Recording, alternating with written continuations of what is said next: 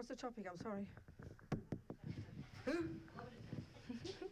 Oh, okay. Let's see if we can talk about that. Right. No introduction. Okay. Okay. So we're going to think about, listen to, analyse, question, contemplate, internalise Buddha's views about the mind, basically. Why? So we can take some tools from it to do what? To lessen the neuroses and grow the goodness. Bottom line, it's not complicated. Why even that? Well, for our sake, and then because we all live in this crazy world together, interdependently, then we'll be more aware of others and see that they're all suffering in the same way as we are. We're all in the same boat. So then we feel also the energy, not just to help ourselves, but to help others. This is the logic behind listening, the reason to listen to Buddhist teachings, the reason to use them and practice them. So for this reason, we think, we're sitting here, we're singing this little prayer. The first two lines express our reliance on the Buddha, those of us who figure we're Buddhists already. The second two lines kind of essentially express what we just said before.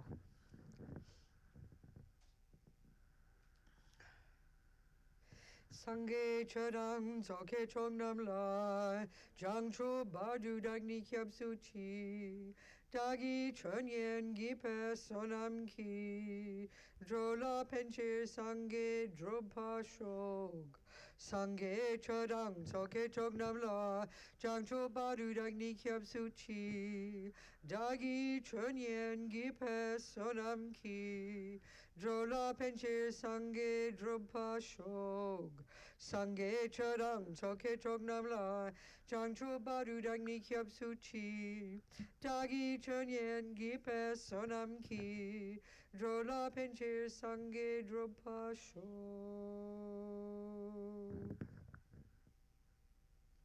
Well, all week we've been talking about this in a different way, touching on it, touching upon it. I mean, you can't talk about Buddhism without talking about Buddha's view of the mind, It's the point of all. There's karma, there's all these things that we talk about, bodhicitta, emptiness, blah, blah, blah, impermanence. Where does it all kind of go and come down to? The mind, You could say Buddha's expertise is the mind. There's no question. That's his trip.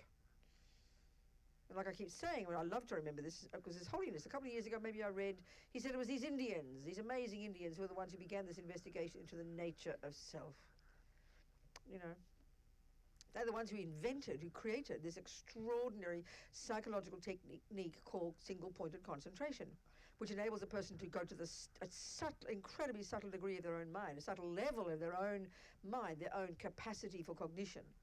And this is the massive, crucial, huge difference between the Buddha's view of the mind, the Buddha's view of psychology, and the materialist view, Because in the world, in the mind, the expertise, the science in the West is the brain.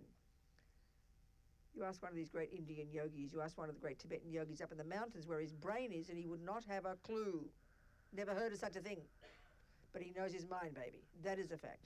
So in other words, the Buddhist take on the mind is he doesn't deny there's a brain. Dalai Lama's having these amazing conversations with scientists and people over the centuries, extraordinary conversations.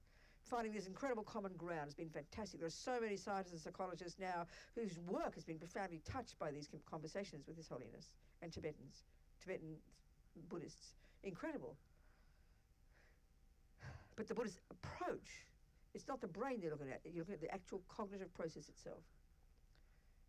We don't really have such a skill in our culture, with respect. If we do, please forgive me, please show me. And it's not just vaguely knowing we think knowing our feelings, We're very general about our feelings. We don't have a science about our feelings. It seems too subjective for us, But that's Buddha's expertise, coming from these Hindus. It goes to incredible depth, the study of the mind.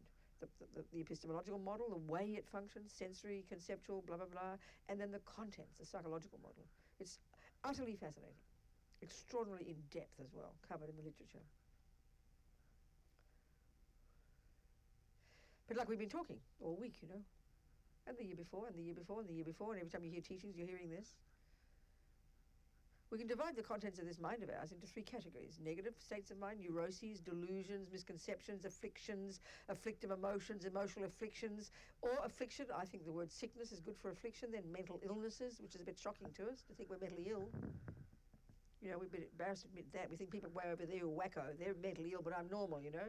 Well, Buddha's saying we're all mentally ill. And I say that as not as a joke, as a deadly serious statement. Because Buddha's view of what mental illness is far more radical, more subtle. What we call normal is mental illness for the Buddha. Having any attachment, any anger, any fears, any jealousy, any anxiety, any panic, any depression. Honey, you're mentally ill. And I say it sounds like a joke, but it's technically exactly what Buddha's saying. That's why I find it interesting, just a couple of days ago having a conversation with a friend, one of whom has been, as she quote unquote, has been diagnosed as being a bipolar. And I said, well, you know, I didn't say it to her, but to others, we talked about it. Join the club, honey. Buddha's saying we're all bipolar. It sounds like a joke, you know, because we're so real and concrete about these terms in the West. But if we're Buddhists, let's use Buddha's take on it. Use the word, if you like, bipolar. What's he mean? What's it mean? You know, okay, there are extreme levels of it. But in one sense, we are all bipolar, meaning the up mode, you know, is attachment in it. Is that a hand? Are you kind of asking? Oh, was that you asking a question? Oh, just pushing your hair away. Oh, I remember that. I used to have hair. Is like, you know, attachment, which is this simple word, you know, it's multifaceted. And one of the energies of attachment is never stopping thinking. Never stopping. Or maybe this, I'll have this, I'll do this, I'll do this, I'll have this, I'll go here, I'll do that, I'll do that. And when it gets completely overexcited with no thermostat, that's the up mode of bipolar. And then when the bubble bursts, because it must, because it's all a big lie, then you go crashing down to despair. And we all know the more you go up, the more you go crashing down. That's the down mode of bipolar. And I'm being a little bit cliched, but I am not being sarcastic. It's a fact. But that'll only come to us if we begin to understand in depth Buddha's teachings on the mind, which most of us don't study. You know, we hear the word attached. Oh, I'm so attached. I love chocolate cake. I mean, that's grotesquely superficial. It's infinitely more nuanced, more subtle, more deep, more primordial than that. And it's in the literature, you know, that one has to study it and then slowly take it on board in our own practice and our own contemplations to identify the energy of attachment. Multifaceted. So I'll just start. You know, the deepest level of attachment is this very primordial feeling, which we think is totally true since we're born, of being dissatisfied. We can see some people have it hugely more than others. Dissatisfied, meaning no matter what you feel and what you get and what you do, no matter what you see, taste, touch, smell or think, you're never satisfied. You always want something more. Never good enough. It's never good enough. I'm not good enough. I am not enough. We recognize that hugely. It's like our default mode. That's an energy of attachment. So that gives rise to this next level of attachment, which therefore, because you feel dissatisfied, you want something. You're missing something, aren't you? That's the hankering aspect of attachment, craving. So what do you crave? The first obvious level of attachment is the objects of the senses. The bodies, the handbags, one's own body, colours, sound, smell, taste. We know that. That's the grossest, obvious level. Then there's more subtle levels of that one, you know. Being seen by others in a certain way, wanting praise, all this blah, blah, blah, you know, wanting comfort. These are subtle levels of attachment. Because broadly speaking, attachment is this junkie state of mind. We're all junkies, just a question of degree. And I really mean these things. The more we understand Buddha's view, we'll understand that they're not cliches. So, you know, basically the attachment is default mode, dissatisfied, always wanting something more, always craving something. And its function is to embellish. Its key function is to embellish, is to exaggerate. So if you find the chocolate cake, we all know if you're hungry for chocolate cake, if you're attached to chocolate cake, it'll look totally divine. This is where now the love bit comes in. When you're attached to somebody, if I'm attached to my new boyfriend sometime, you know, we all know he looks like God incarnate. Even though his ex-wife doesn't think so, right? She thinks he's the most evil thing since ugly, you can't believe. We know that, but we don't question it. So attachment over-exaggerates. That's its key function. And then because what it does is it makes the mind very excited. We know that. Even just anticipating the chocolate cake, you get excited. Not to mention a new boyfriend. Right? This one comes kind of no thermostat. And the thinking goes berserk because attachment is a bunch of conceptual thinking, conceptual thoughts. But it's also emotional and it triggers its feelings in the body, and it's also quick. It seems like a cruel joke to call attachment when you're in love with somebody, to call it thoughts, but that's what it comes down to. So it is multifaceted and it's quite complex how it functions. And it's got this intimate relationship with the body. especially in Vajrayanas. I find it very helpful. In the Vajrayana, they say that our mind is inextricably linked the way they describe, which comes from the Hindus, you know, the bodies, the physical, the four elements. We have a subtle level of physical, which they deal with in great depth in the Hindu one, indeed in Vajrayana. We've got subtle physical energy, the subtle wind energies coursing through all this subtle nervous system, the subtle liquid energy called kundalini, highly complex and technical the way they describe it. And this is the same model the Tibetan medical system uses to diagnose sentient beings, illnesses, you know. So then, for example, your Tibetan doctor, she'll feel your pulses, similar to the Chinese one. And then she'll see there's a berserk imbalance of some wind energies that have a direct relationship to the attachment energy. Because they talk about in Vajrayana that the minds, all the different states of mind, ride on the winds. It's very odd that we don't talk this way. We talk about brains, you know? Very different way of talking. So the attachment energy is coursing through your body, it connected to these different wind energies. So when your attachment energy is berserk, well, it makes your wind energies berserk. That's what anxiety is. That's when people go nuts, you know. Look at when you're angry. It's like a storm inside your body, isn't it? Unbelievable. Because the wind energy's gone bonkers, you know. And when you understand the Vajrayana model, it's very helpful to understand this way of seeing. And the physical experiences we have when we're blissfully attached to somebody, or we're raging angry with somebody. It has this massive connection all over the body. We feel it. We know this, you know. That's what's so painful about these experiences. The physical aspect. That's just the gross level, though.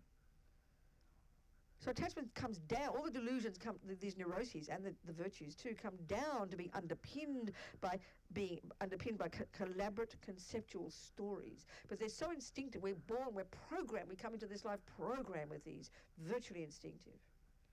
You know. No one has to teach you when you come out of your mummy's womb to put your mouth on this part of the mummy. You're not going to give her the finger, you don't know the difference when you're a little girl, but you know no breast, milk will come out, so you get the right one, you're really happy. That's instinct. And where's that come from? Not genes, from your past habit of attachment. You know, everything we think and do, like that. So attachment, it becomes a problem, especially in the relationships, you know, love as we call it. So the second category of states of mind is called virtuous, positive. Virtuous, positive, very, very simple word. We know them. Love, compassion, generosity, forgiveness, kindness. For the Buddha, this is the crucial point about the Buddha's view, Buddha's findings, his own personal experiential findings in the depths of his own mind, in his intensely serious practice. He discovered directly, experientially, that these neuroses are, as they say in Buddhist psychology, adventitious. Means they're not at the core of our being. This is a radical idea. Nothing like that in our culture at all. Finally, the removing of these is what they mean by nirvana. Not some place like heaven. It's the discovery of your own delusions and your utterly the removing of them from your mind. Then the virtues, Buddha says they are at the core of our being. They're inextricably part of who we are, and the job is to fully develop them. The word Buddha, the etymology of the Tibetan word for Buddha, Sangye. Sang implies the utter eradication of attachment and all these other neuroses. And Ge implies the complete development to perfection of all the goodness. So this negative positive states of mind, which sound kind of cute, they've got a profound implication in Buddhist psychology. And if we seriously want to be Buddhist, we can't just say superficially, oh yeah, I'm attached, but I go to a psychiatrist because I've got bipolar. Like as if that's serious and attachment's not serious. It's completely missing the point. Well, it's not, but we're buying into the Western ones like they're serious and Buddhist is not. Which if we say we're Buddhists, it's just plain foolish, you know? I'm not trying to be Tom Cruise or anything here. Go to a psychiatrist. You understand? That's not the point I'm making. I have no idea if you even know what point I'm making. I'm sorry, I do rave on sometimes. You're so polite listening to me. Daring not to criticize. What the hell are you talking about, Brenda? Shut up. Maybe you should say that. Some people do. One man stormed out and complained bitterly to the centre how I was abusive and arrogant, and he felt so sorry for all the people, and how I criticised mindfulness meditation. He thought I was dreadful. Can't please everybody, can you? What? Yes, Camilla, what do you want to say? So it's speaking right now about attachment. Yeah, go on. I haven't had any gun. Specifically about craving, not aversion, right? What? I'm talking about attachment. Attachment, well, I mean, I think of negative attachment. Okay, so Camilla's got her own special philosophy, she's got her own special psychology, she's got her own special religion, and her own special definitions. So whatever, no, I'm not necessarily critical of virtue, it's not necessarily a virtue. Because every time she asks a question, good. Every time she asks a question, I've got to define out terms, because she's got her own terminology, you see. That might be yours, but it's not what Buddha's saying. Attachment, all the delusions have, I'm joking, darling. All the delusions, this is why the delusion's a great word, in this category called negative or non-virtuous, broadly enough, they're synonymous. They all have this particular, unique, special, wonderful function, and once we get this, we're really on track with Buddhist psychology. They embellish. We know that. When we make a big fuss about something, having a mental breakdown, Mummy tells us you're making a mountain out of a molehill. You know, when you've got your rose-coloured spectacles on. We know these terms. We know this, but we sort of think they're just cute cliches, you know. You don't join the dots. So attachment over-exaggerates the delicious aspects of something in general, right? So then if I say to you, I love something, we go, oh, isn't that wonderful? But in our culture, we generally, especially when it's romantic, we literally see love and what Buddha would call attachment, we don't use the same word, as synonymous. Oh, of course you suffer when you love somebody, we would say. Because what we're meaning is you suffer if you have attachment, but we think it's to do with, because it's also we're all such drama queens when we're full of love for a person to get attachment. The sobbing and the tears and the jealousy and the makeup, all that business, you know? I mean, we are such drama queens, but we don't really distinguish. And the tragedy, this is what's interesting, the tragedy about understanding Buddha's view about attachment, how it's a total neurotic, ridiculous state of mind that's the source effectively in our daily life of all suffering, which is a shock to us because it seems like a joke to say such a thing. The tragedy of it is when it's very strong in the mind, and because of this relationship with the subtler physical energies, it triggers extremely nice feelings. So to hear that Buddha says, sorry guys, you've got to get rid of attachment, get rid of it, it's really depressing. So we've got to understand what he means by it and how it is not love. It's not technically even liking something. You can just say, because, you know, your culture, I was brought up in Australia, we like our Vegemite. Americans taste it, they want to spit it out. It's truly disgusting, right? But we got used to it, okay? We like our Vegemite. So you'd say Australians are attached to their Vegemite. So attachment exaggerates the deliciousness of that object, you know? Attachment, and then it gets, but you can also say you like Vegemite. If, you know, someone says, would you like some peanut butter and jelly or Vegemite on your toast? But so being an Australian, you go, oh, I'd like me Vegemite. So there's still a distinction there. You can still say, well, I prefer Vegemite. So preferring or liking Vegemite technically isn't the same as being attached. You might have certain type of taste buds, you know? That's all. So the same with love and attachment. They're not the same. They're utterly, profoundly and totally and 100% different. Like we say in Australia or England, they're like chalk and cheese. Looking the same but completely different, you know? But this is not how we think in our culture. So we've got to get used to Buddha's take on it, you know? So liking chocolate cake means you prefer it, or Vegemite, let's say. And if you're a highly realised being, you might still prefer Vegemite, but you wouldn't be attached to it. So the difference between liking something and being attached to it is interesting. You don't notice a difference. I always like to use this example. You know, Samson and I really like chocolate cake. We go to the cafe and order chocolate cake. Oh, they just look like they like chocolate cake. Oh, they're great, they're having chocolate cake. But then you look and see what happens, and the carrot cake comes instead. You know, Samson might go, oh, that's cool.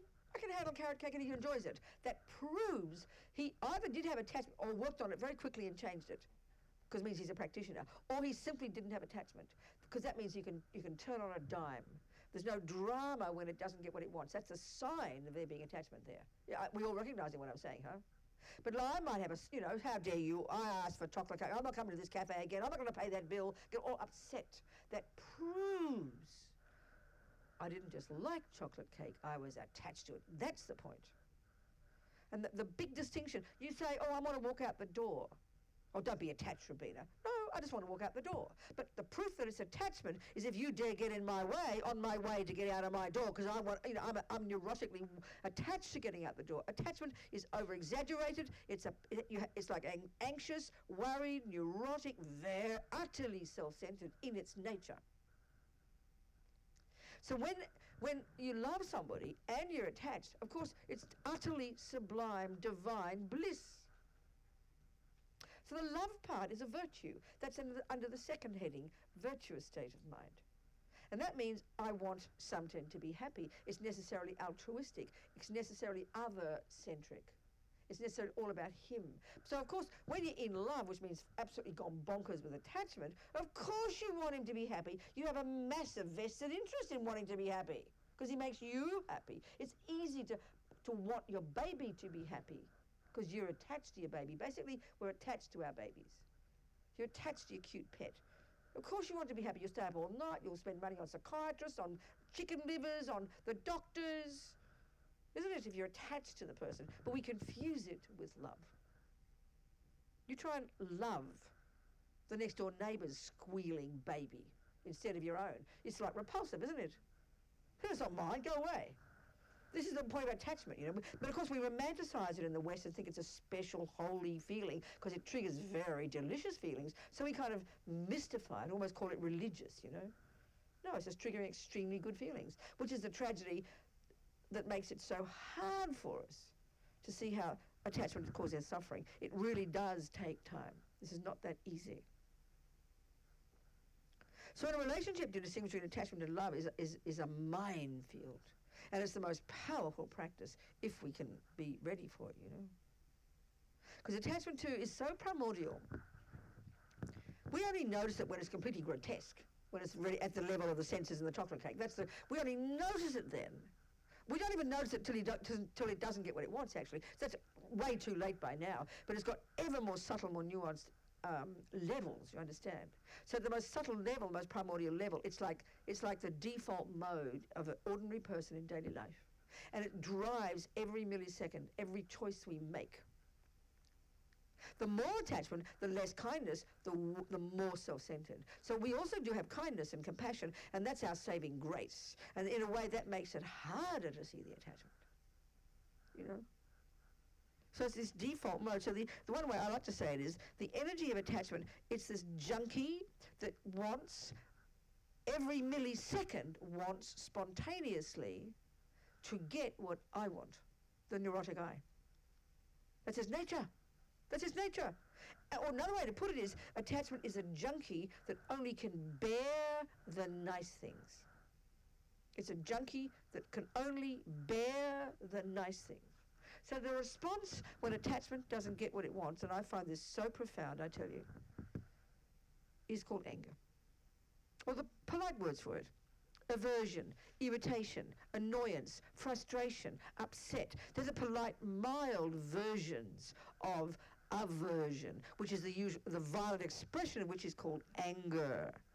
You know, so we have 1,000 moments a day of attachment being thwarted, don't we? You get annoyed when you drop something, annoyed when something, you know, does something, the slightest small thing wrong, annoyed when the boss doesn't listen, annoyed because the lights are red. We're annoyed and frustrated all the time. We just think it's normal human behavior. Well, it's versions of anger. You're building it up and building it up and building it up. So if you're not a really volatile person, don't be surprised one day you either collapse into depression, because depression is internalized aversion, or you start to shout and yell and lose the plot.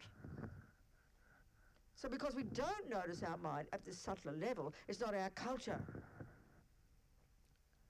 We only notice when you can't get out of bed one morning because you're so depressed, or you only notice when you finally want to kill your husband after 30 years of pretending you're being patient. But you're not, you're just suppressing. Oh yes, dear, and you hate his face, you can't stand him anymore. So we live in lies because we don't notice our minds. This is the tragedy, And then absolutely can't see the difference between attachment and love. Attachment is a liar. It distorts the delicious qualities of the person, the object, the event, the thing, the smell, the taste, the touch, the whatever. It's a junkie that frantically only wants the nice things, and it only wants what I want. That's its nature. So we can spend years really unpacking and unraveling these states of mind, which is, of course, what we have to spend doing. This is what being a Buddhist is. So it's a minefield, basically. It's huge. Way more than the words would convey initially, They sound so cute to us, Attachment, anger, oh yeah. I'm going to see my psychiatrist about bipolar,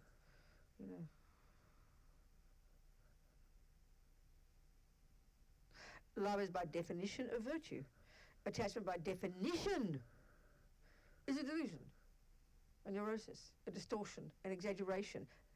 And because, this is what's even fascinating too, all the delusions, all these neuroses, these very clearly defined different states of mind under the heading negative, or generally non-virtuous. Sometimes there's variations of ways of, in a subtler level, there's ways of using these words differently. But broadly speaking here, they all have the same characteristic of distorting, of embellishing, of exaggerating. And they're necessarily I-based, they're necessarily self-centered, and they're necessarily fear-based. This is what's so fascinating. You know, look at us ordinary daily life, the worries, the neediness, the worries, the anxiety, the panics, the anger, the hurt, the fears, the dramas in our head. This is all coming down to attachment. So intense, you know, but so spontaneous, constant conversations going. And we don't look at these conversations until they become violent. Then we have to go to the therapist or we kill the husband, you know. So we need to be our own therapist. This is, as Lama Yeshe puts it, be our own psychologist, you know, not kidding, you know, which means know your own cognitive process. So, yeah, take pills. Yes, check your DNA, your genes and all the rest, nothing wrong. But the bottom line is start being your own therapist. And it's not easy. So that means we've got to start listening to the thousands of thoughts almost a second. And it's all thoughts. It doesn't sound like thoughts because they're so quick, so spontaneous, so instinctive. You know, it's hard to unpack and unravel this huge like noise inside our head. We can't even tell one bit from another until it's vomiting out the mouth. You know. So we can start with simple kind of things. Like if the second, you know, you're feeling lovely about something, you're so in love, so fantastic, he's so beautiful, he's so divine, he's the best husband in the world, blah, blah, blah, blah, blah, you know. And then the trouble starts at some point, don't they? Especially when you start living together under the same bed and under the same sheets, using the same toilet. Gets a bit too much. I can't imagine how people stay together, frankly. No wonder 40% of all women get murdered by the bloke in the same bed. And this is not against men. It's just talking about attachment and aversion. Much better to be like the aristocrats, have your own bedroom and see each other all dressed up and nice. Hello, darling, and then go back and fart in your own privacy. Are we here? Truly? Well, you live in separate houses, even better. There'd be no real estate left in the world if we had to have, you know, 2 houses for every family. It'd be impossible, wouldn't it? But at least have your own bedroom. And I'm not being funny here. Oh, I know, I sound so ridiculous sometimes. I can't believe myself. What I mean is if we understood the suffering of attachment, we would be watching ourselves like a hawk, and we would protect ourselves from danger. But the trouble with attachment is it's like a vampire. It just wants to suck Samton's blood until he's dead. Luckily, we have access to some love and kindness that sort of strokes him after we've sucked his blood, you know? Luckily. But attachment has to run towards the object. It can't stand not having the object. So the thought of being intelligent enough to have a house with a bedroom each, you know, it already indicates there's not too much attachment, which is very intelligent.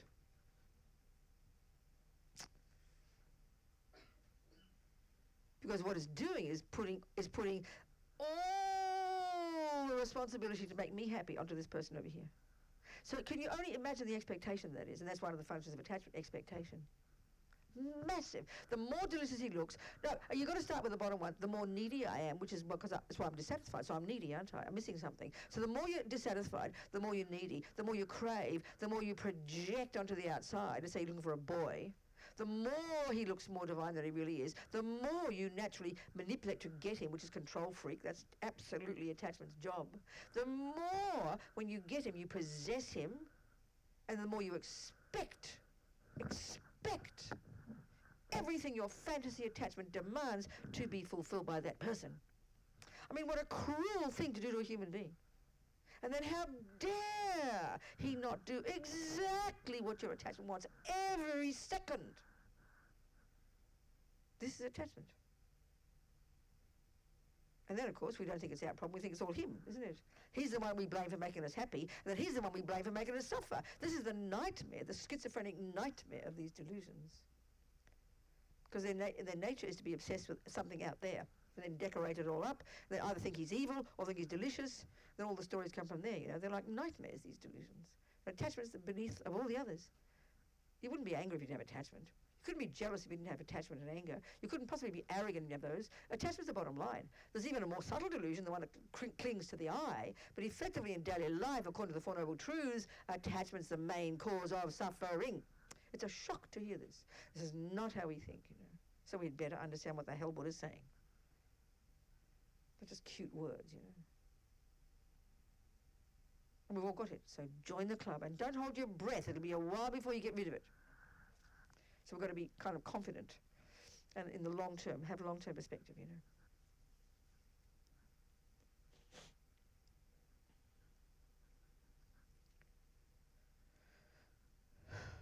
So the really good way a nice way to frame the understanding of attachment actually is in the Bodhisattva path. When the basic technique that we start to cultivate in order to build love and compassion and bodhicitta on top of it is the one called equanimity. It's a really wonderful way of seeing clearly how the different delusions function. So we think of sentient beings in terms of the three main delusions. The objects of these delusions is one is a friend. That's the object of our attachment. So what a friend is by definition is one that does what my attachment craves, necessarily.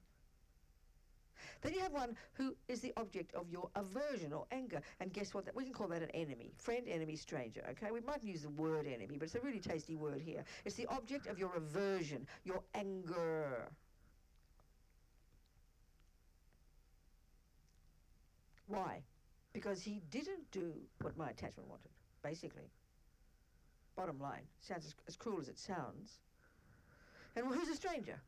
Well, that's 99.999999% of the universe. And who are they? They're people who've neither harmed nor helped us. And how do we feel about the friend? We adore them. So we have some virtue there. There is some virtue in relation to our friends, because they're the only ones we love. They're the only ones we're kind to. They're the only ones we have compassion for. They're the only ones we forgive if we're really brave. If they get too tough, they'll turn into the enemy. We will not forgive them. But the only ones we have any virtue for are the friends, generally speaking. That's easy to want something to be happy, easy to have compassion for him. Easy, because he does what my attachment wants and he looks gorgeous to me. And I'm close to him because attachment wants to be near him, you know. The enemy, the person who doesn't do what my attachment wants, they can just be the mean person at work who you don't like the sound of their voice. You know? The irritating colleague. Oh, that's aversion. We just call it irritating, but that's called aversion. It's called anger. It's a mild version of anger. And why? Because they don't talk the way your attachment wants. They don't do what your attachment wants. They don't look at you in the nicest enough way. So you have aversion when you go home and you criticise and moan about them. We know that.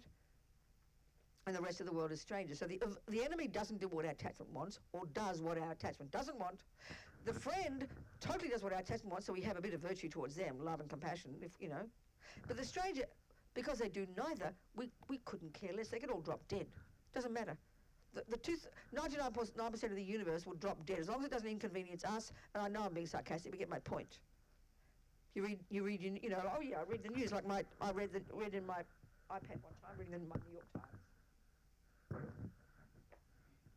And you know the homepage, you have a heading and then a sentence. You know, you press on the heading. And I saw the heading on the corner of my eye. It said, 350 people die in ferry accident in Tasmania. Well, you know, Tasmania is my people, Australians. I went, oh. And then I saw it said Tanzania. And I went, oh, it's okay. Do you understand? Of course, I caught myself and had to read it to have some compassion. But it's spontaneous, isn't it? Do you understand?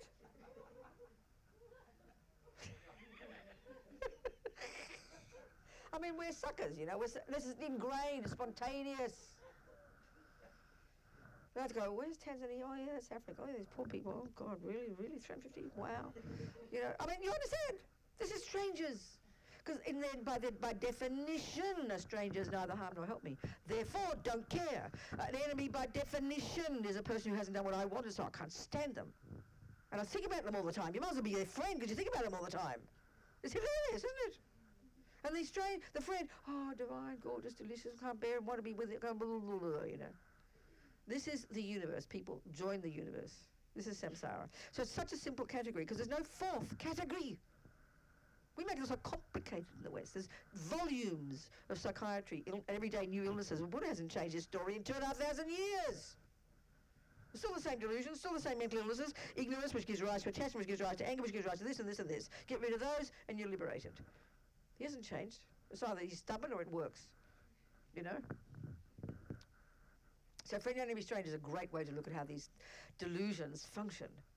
Because chocolate cakes don't mind you shove them in your mouth or spit them out and vomit, but it's not so cool with humans, you understand? With sentient beings, isn't it? So it's good to see these delusions in relation to sentient beings. And the whole world, we all know in a minute. I mean, if we, you know, anything, one evening, at work, at home, within a few days, around your neighbourhood, we've turned them into enemies, friends and strangers pretty quickly. Yeah, pretty quickly. Enemies, friends and strangers. But the thing is, one of the ways of getting this equanimity, what we're trying to do with equanimity is very practical, very powerful actually. Buddha's suggesting that we've got this capacity to develop infinite love, compassion, blah, blah, for everybody equally, which seems completely abstract and insane to us. You know? Like, how do you get there? Well, the starting point, this is very logical.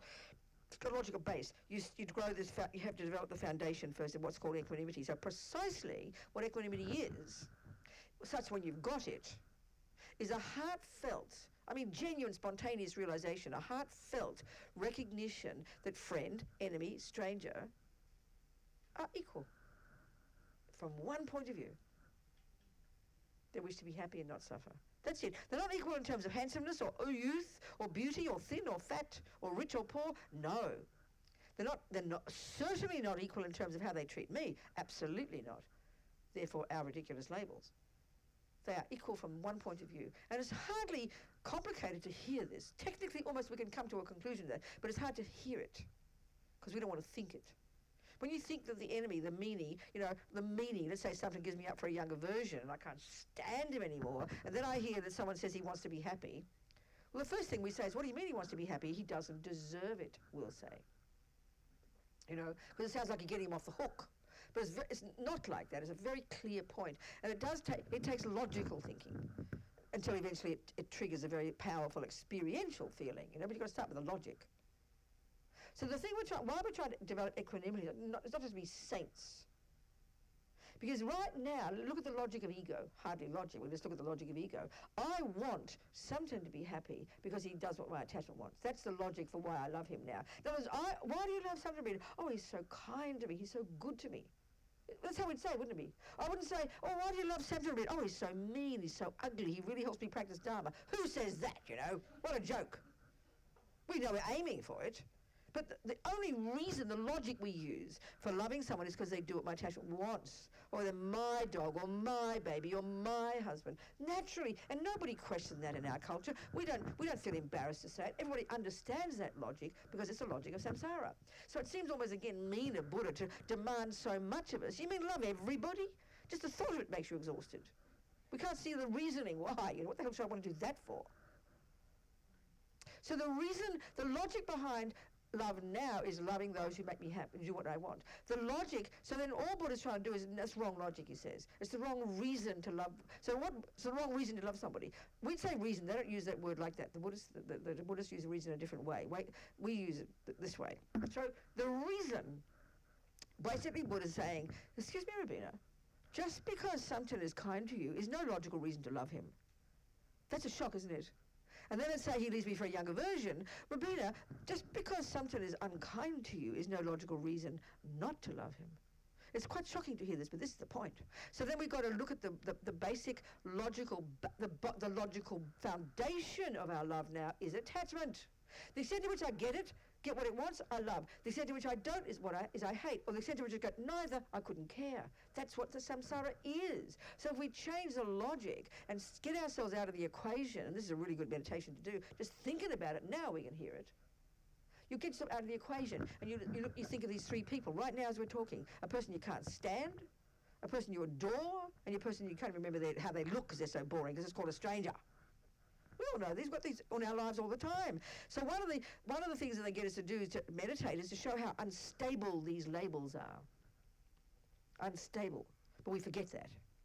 So it's not some inherent quality of something as divine in his bones like we really believe until he suddenly stops doing what you want. Then he's evil in his bones, isn't it? We forget. So this is what, to think what enemies, friends and strangers keeps changing is a powerful way to loosen the grip of believing in that story that we believe in so totally, So this is a funny example, but I'll use this one. It's like I think it's a good example to try and understand the meaning of equanimity. However, the logical basis now for our loving or not loving is just so embarrassingly self-centered. We should be ashamed, you know. So let's just say, first of all, because before I met Sumpton, he was a stranger, right?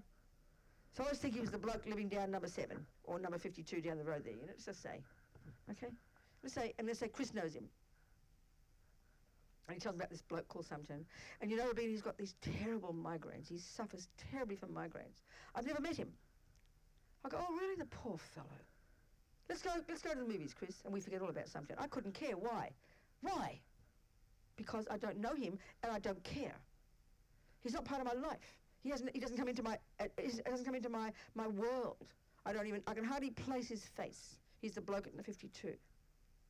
Now let's say we meet and we fall in love and he moves me in. Now how will I be? I'll be broken-hearted, I'll stay up day and night, I'll spend my money on his medicine, I'll have such love, I'll have such compassion. Oh, Robina's so kind to that Sumpton, she's so generous. Rubbish! A week before he could have dropped dead, I wouldn't even have blinked. We don't question that, do we? It's too shocking to think of it. But we don't question. All it's pointing out is the utter self-centeredness for why would you think anything? It affects my life. I'm, the Tanzanians and the Tasmanians. So the thing is, it seems so high, and this is where we're heading. Of course, this is where we're heading, and this is all the logical reasons these meditations, starting with equanimity, are the ones that they do in the Bodhisattva path. They meditate on these for years to change ego's ridiculous misconceptions. It was a shocking concept to think that Buddha would expect us to do this, but he says we have the capacity, you know. Now let's say he what's your name? Teresa. Let's say he chucks me out and moves Teresa in. Now what category is he in? Enemy. I hear about his headaches. Oh, I hope he suffers. Is it not? You'd think you'd be embarrassed for changing your mind every day, isn't it? But we give the logical reason of ego, and no one argues with you that now he's horrible because he's gone against you, he's cheated on you, and he's now taken Teresa in and chucked you out. Everybody backs up that reason. Everybody supports you. No one will be surprised because that's the world view. That's the samsaric view. And this is why there are divorces, murders, terrorism, wars, violence. Don't think there's anything complicated about that. It's called attachment and aversion, folks. It's not complicated. It's called attachment, aversion, and ignorance. Join the universe. So the point about equanimity is this. Chris is his mate, right? He asks, when he is my stranger, Chris asks him about his headache, and he says, it's unbearable, my headaches are so shocking, they're unbearable headaches. Then Chris comes again and sees him while I'm living there. How are your headaches, Sumpton? They're unbearable, the headaches are shocking, I can't stand them. And then Chris asks him how his headaches when Teresa lives with him. It's just the same, isn't it? So the point of equanimity is, enemy, friend, and stranger are the same. From the wish to be happy and not wish to suffer. That's it. But my view sees divine, evil, indifferent. The lies that delusions project. And this is what Buddha says we are doing in the whole of samsara all the time, continuously, unceasingly. And everybody in the universe does it because that's what we think is normal. And Buddha says it's mental illness, honey. It's the cause of all your suffering, you know. So it's intense. But it's not illogical. We can hear it, but it's shocking to assume we can change this. Again, and hold your breath. It's enormously long-term practice, you know. Start somewhere. First, see the logic of it. And then at least in daily life, that person at work you can't stand, you notice your mind. You know, you notice your mind. And then you see your friend in the office next door whom you can't wait to gravitate towards. You check your mind. That friend of yours just cheated on his wife. You don't care because they're your friend. That stranger, maybe is really kind and that enemy, the one you can't stand because she's got an ugly voice, maybe she's really kind and patient. You don't care because you don't like her voice. I mean, it is embarrassing. We should be embarrassed by our self-centeredness, you know. But because everybody does it, you know, we just think it's normal. Buddha says it's mental illness, and it's the source of our own suffering because it's lies. And that's even the deeper point, because it's not true. It's not a question of being moral. It's a question of not being true. And you know that. Get a person, another way to look at equanimity is very powerful. See yourself right here, and then you put these three people in front of you, and you look at your beloved. Let's say Teresa's my best friend, and she looks at me. You see her looking starry-eyed. She thinks I'm the ant's pants. You know, she adores me. You can see her eyes all shy, and you know you feel lovely because she's looking at you nice. It's your friend. Let's say she's the enemy. What's your name, darling? What's your name? Julie. That's my enemy, looking at me daggers. And he looks at me so bored he can't even look because he's a stranger. So you can tell the difference by looking at their faces immediately.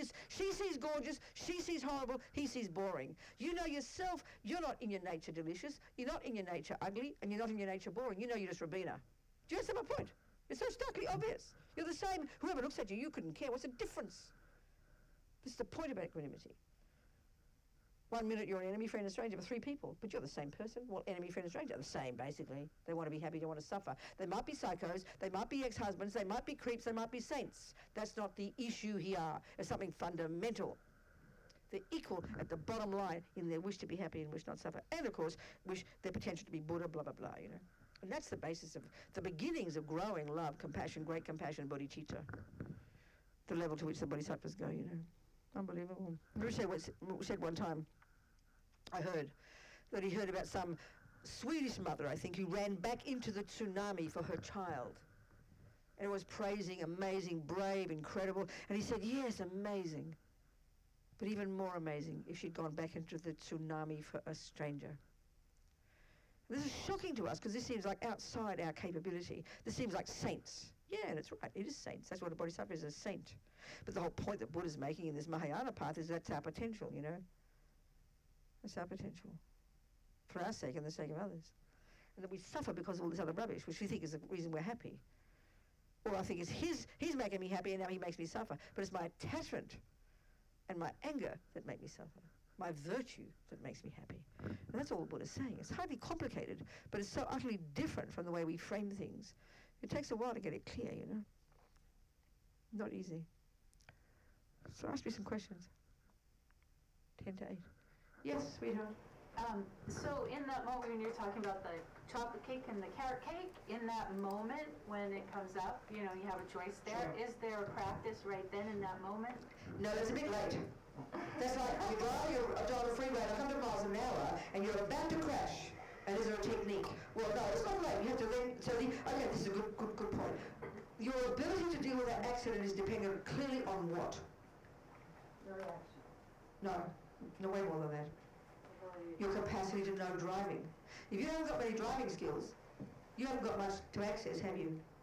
So it depends on your skills. So if you've practiced for years and have known your mind well, truly know your mind well, have seen your mind underneath the emotions and really practice and really purify and really know yourself, then of course you have plenty of tools and you can change your mind on a dime.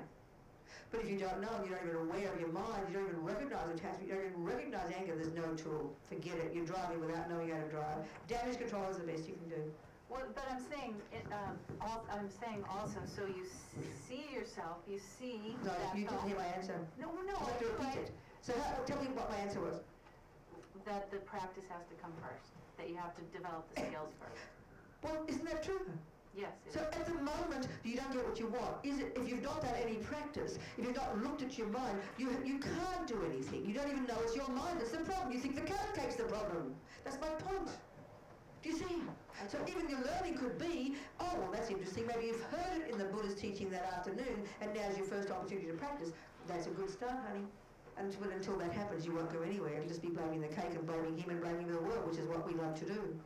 And even if we have heard this stuff for 10 years, 20 years, and have still struggled to do it, it's enormously, profoundly difficult. So never to give up, and don't be depressed about it, because these are very ancient, deeply ingrained habits. So as long as we can have the courage to look every time and pick ourselves up and curse ourselves, don't curse ourselves, but okay, I just had another crash. What do I have to learn? Go back to the back streets and start practicing and getting better at learning, better at the skills, better at the foot on the brake, better at knowing how to turn the wheel without panicking. You just keep practicing, learn from your mistakes, and pick yourself up and keep moving. Do you see what I'm saying? It's practical. Because by the time it gets to the point where you're vomiting out the mouth, it's way too late. And that's where it's painful, because we do curse ourselves. Oh my God, here I go again. But these habits are very deep. So we have to be very brave and humble with ourselves. And as long as we do learn from it, then there's some progress, you know. But if we buy into the belief that I'm wrong and I'm right and you know, how dare they bring that cake, then nothing will change. Do you see what I'm saying? Someone else? Yes. Rachel. I'm having a hard time not throwing the baby out with the bathwater in terms of when I'm with a relationship with someone and my attachment to that person. I mean, if I'm with them, they're mine, you know? So if I really love them, they won't be mine. I can share them with as Yeah, but you're being theoretical. What's the question, honey? I can share them with as many people as I want. That's theory. You're leaping ahead. So what's the question? I'm talking about polyamory. What? Sorry, what? Polyamory? Honey, you go off the wall, right? So calm down, be simple, and be humble, and ask me a question. Well, that's what I'm saying. Is Rachel, you're not saying. Ask me a question, precious. Just ask a question, Rachel. how do you be in a relationship with someone and not... Thank you, Rachel. Shush. Thank you. Now you've said the right thing. You go running off like a maniac into these philosophical novels that you write in like 3 minutes. So question, come back to the question. What's the question? Ask the really humble, simple question. What's your question, Rachel? So how do you be in a relationship with someone and not... Right, exactly. Sure. That's enough. So then what do you think these teachings in this house are all about? What do you think every word that I'm saying, and guess I'm saying, other people in this house are all about? What do you think they're all about? Basically, Huh? destroying all delusions and... No, there's the answer to your question, sweetheart. This is like you just asked me, you know, we're cooking, let's say we're a cooking club here, and we're talking about cooking, and you just asked me, well, how do I make a cake? Well, what would you suggest? You better start listening, hadn't you? Because the recipes are all here. You're just not hearing them. You're leaping ahead. You just discover you can't drive. And you're raving on, how am I supposed to go 100 miles an hour and not have a crash? What do you expect? It's impossible. All your question is, how do I learn to drive? Well, start looking at the manual. Start looking at the Buddhist teachings, get the understanding of what attachment is, what aversion is, and learn to distinguish between them. Is that not the answer? What else are you going to do? Keep it simple, Rachel. You're such a genius, brilliant mind, but you rush off like a maniac and you lose yourself. It comes down to really knowing what to lose. So first you got to know what attachment is, what aversion is, right? Wouldn't that be so? Well, what have I talked about the last hour? What do you think? Attachment? Have you heard anything? Very... Well, then do you recognise things? Yes. Well, good. Then keep it simple and make a wish to want to practice it next time you have a relationship with somebody. And see if you can do the best and then learn from your mistakes, like the cake one. That's it. There's no shortcut. Petal. It's like you just watched Federer play tennis. How am I expected to play tennis like that? Well, you started grade 1, darling, is how you're expected to. You can't play like Federer now. You can't have a relationship and not have attachment now, because that's Federer. You go back to basics and learn how to hit a ball first, and then you go towards it. The same as learning how to drive and learning how to make a cake. You keep it simple. That's why I bring you down to earth and ask what's your question every time. Hitting the ball is equanimity. I beg your pardon? Is hitting the ball on this... What you're saying is equanimity, so we have to practice equanimity. No, Rachel! Shush! Sweetheart, this is one of the billions of practices of how to play tennis. It's one technique. It's not a backhand, or a front hand, or this one, or that one. It's how to lift your foot. It's one of the tiny things. Buddhist techniques, there are many, many practices. And if you want to practice a Tibetan Buddhist, you've got to start what's junior school, what's high school, what's university. I just got to rave on here, basically. Trying to get us hopefully to recognise and go, then let's find the tools. But the tools are implied in every word I'm saying. Can you not hear that? Yes. Now, yes. I mean, if this was cooking class, I'm raving on about cakes and the particular experience of this when you do this and too much butter here and the chocolate cake there. You know, you're asking me, well, how am I supposed to blah, blah, blah, blah. Just learn the basics. Start at the beginning. So you just have to have an aspiration. If you like what you're hearing, I've got to start at the beginning and be humble and patient. Does it make sense? Sweetie? Rachel? Yes, it does. But?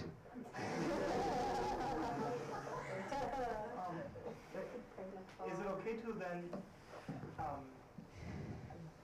accept that attachment?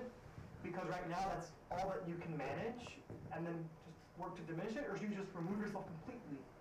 I'm not going to answer your question. You've got to work it yourself, okay? Okay. All right? What do you want? Camilla's doing as bad as you. What do you want, Camilla? What do you want, Camilla? What's your question, darling? About equanimity in the face of suffering, a friends, enemies.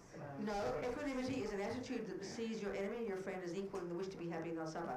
That's equanimity.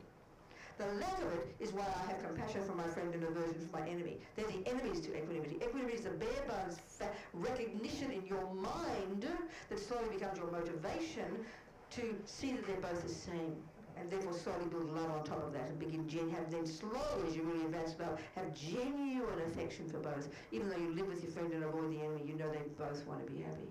Okay. So then, I still have my question. It seems so much easier to feel compassion again for an enemy who suffers.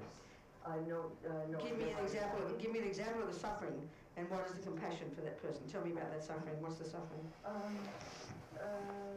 Somebody who's not been a friend, you could call an enemy, who loses their health, loses their family. So an enemy is a person who's harmed you. Right. So why is it easy to have compassion for a person who's harmed you? Well, the rest of my question. Okay.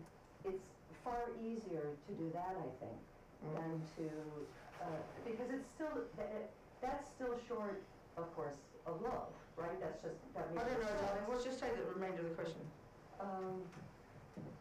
It's easier to do that than to, well, in terms of compassion, when people are suffering, it's... What's it easier then, darling? It's easy. In terms of compassion, it can be... What's your question, Venerable?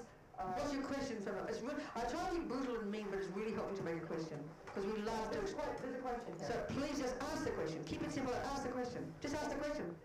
It's really helps. It seems in many ways much harder to get to love with a stranger. So what's the question? Turn into a question. That's really profound if you turn into a question, because then I can talk to you. Yeah. Turn it into a question. How do you bridge the gap?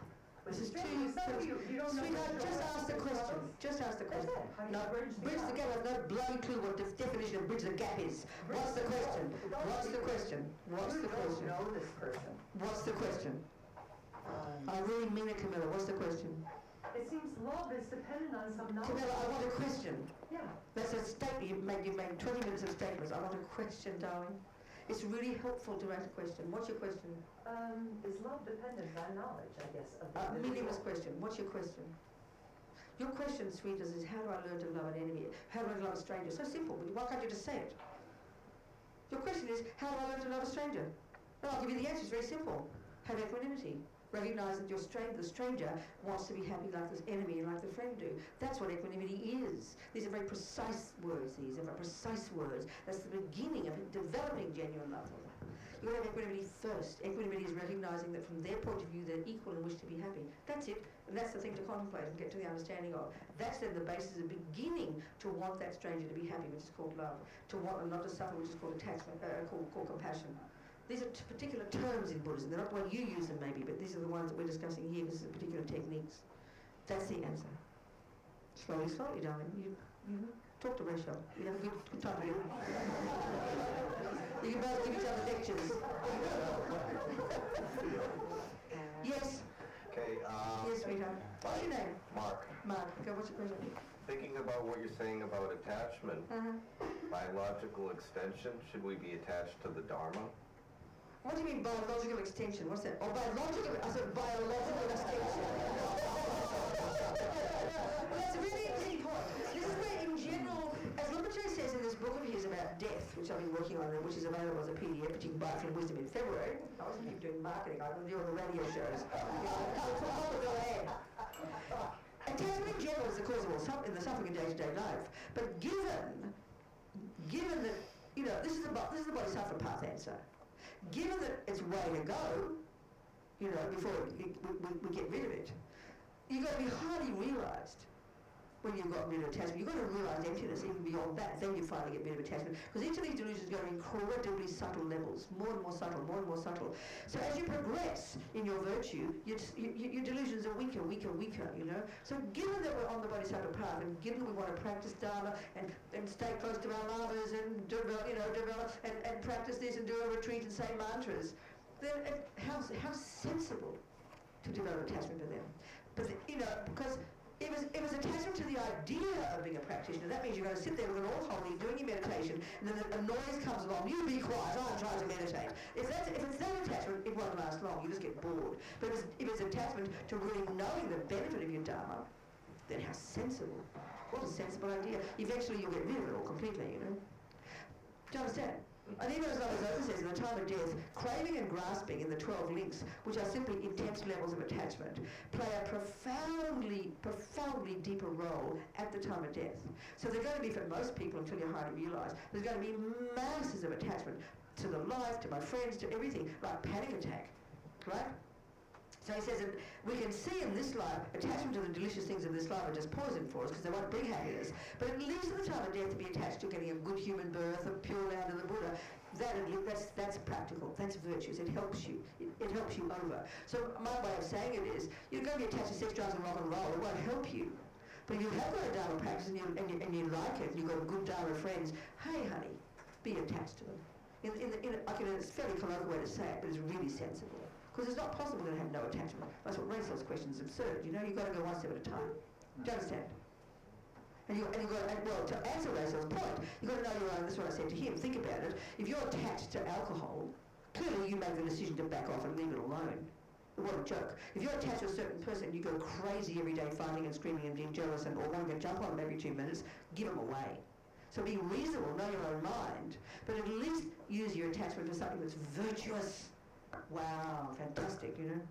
And I don't know many people who are attached to the Dharma, quite frankly. They'll all be saints by now. You know, we're not attached to it really. Do you understand? It's too hard to practice Dharma. Because attachment to Dharma means that means giving up anger. That's called Dharma. You know? Okay, even some people have attachment to meditating because they get nice feelings. That's not Dharma. That's attachment. Do you understand what I'm saying? So if there is any attachment to Dharma, I'd love to be attached to Dharma. Because it's strong to practice Dharma. You get my point though, don't you? Yeah. Does it make sense what I'm saying? Thanks. Yes, sweetheart. I think of all the concepts that I've learned so far in Buddhism, I think equanimity is the hardest one for me to understand and You mean intellectually understand, intellectually even comprehend the meaning even? Yeah, or even Forget trying to practice. No, darling. Yeah. No, that's too far. That's not fair to yourself. You've got to first understand intellectually what it means, then you can start to think about it, and then slowly it'll come. You can't get it immediately. It's impossible. Like I said, it's like hearing what Federer just did. You can't do it. You've got to know theoretically what he did. Then you can practice it. So do you understand equanimity, technically?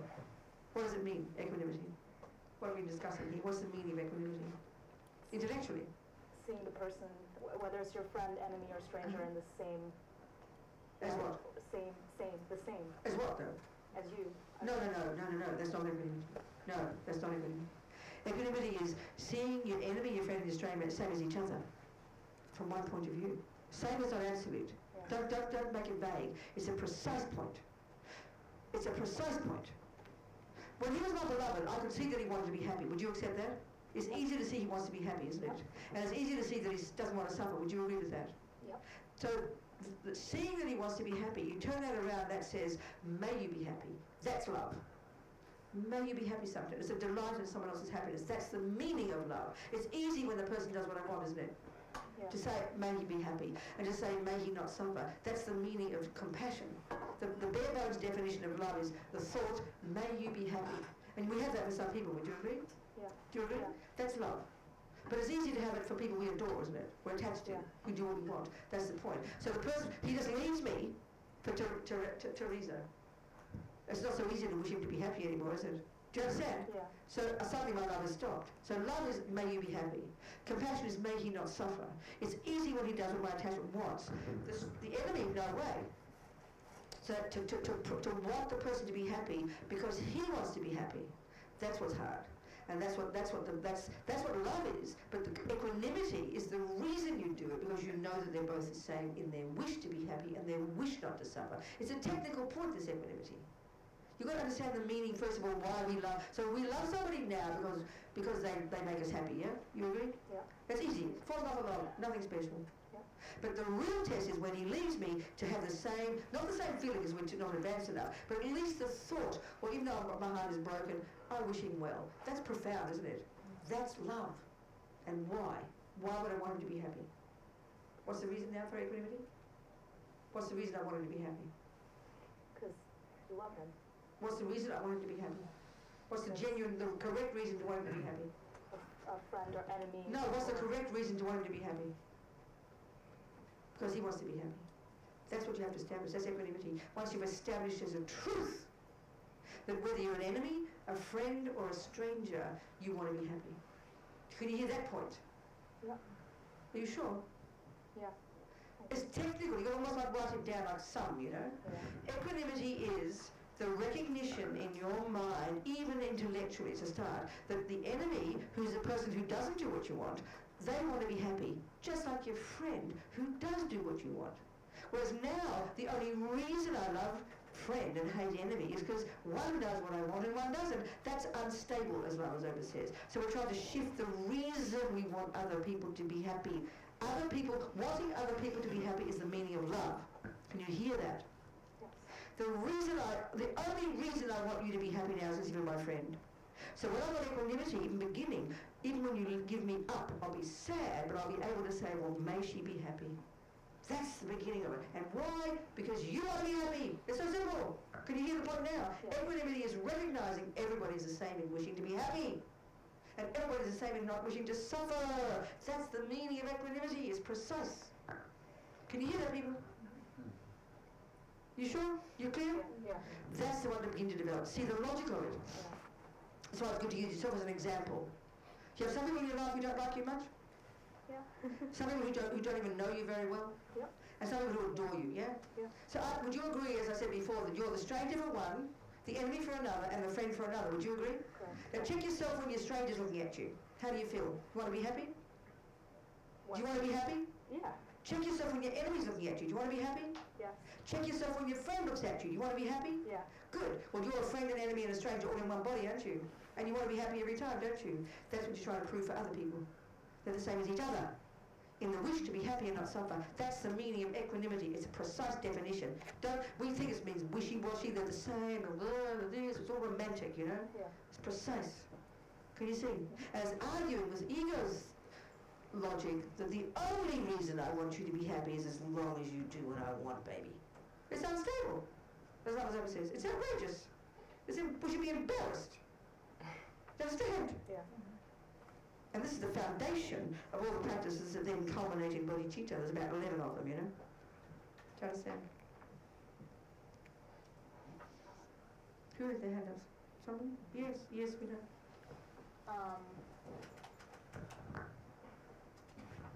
Is the goal, though, to extend that, well, I think it is, but am I correct in stating that the goal is to extend that feeling of equanimity beyond just like enemy, loved one, and stranger to all beings?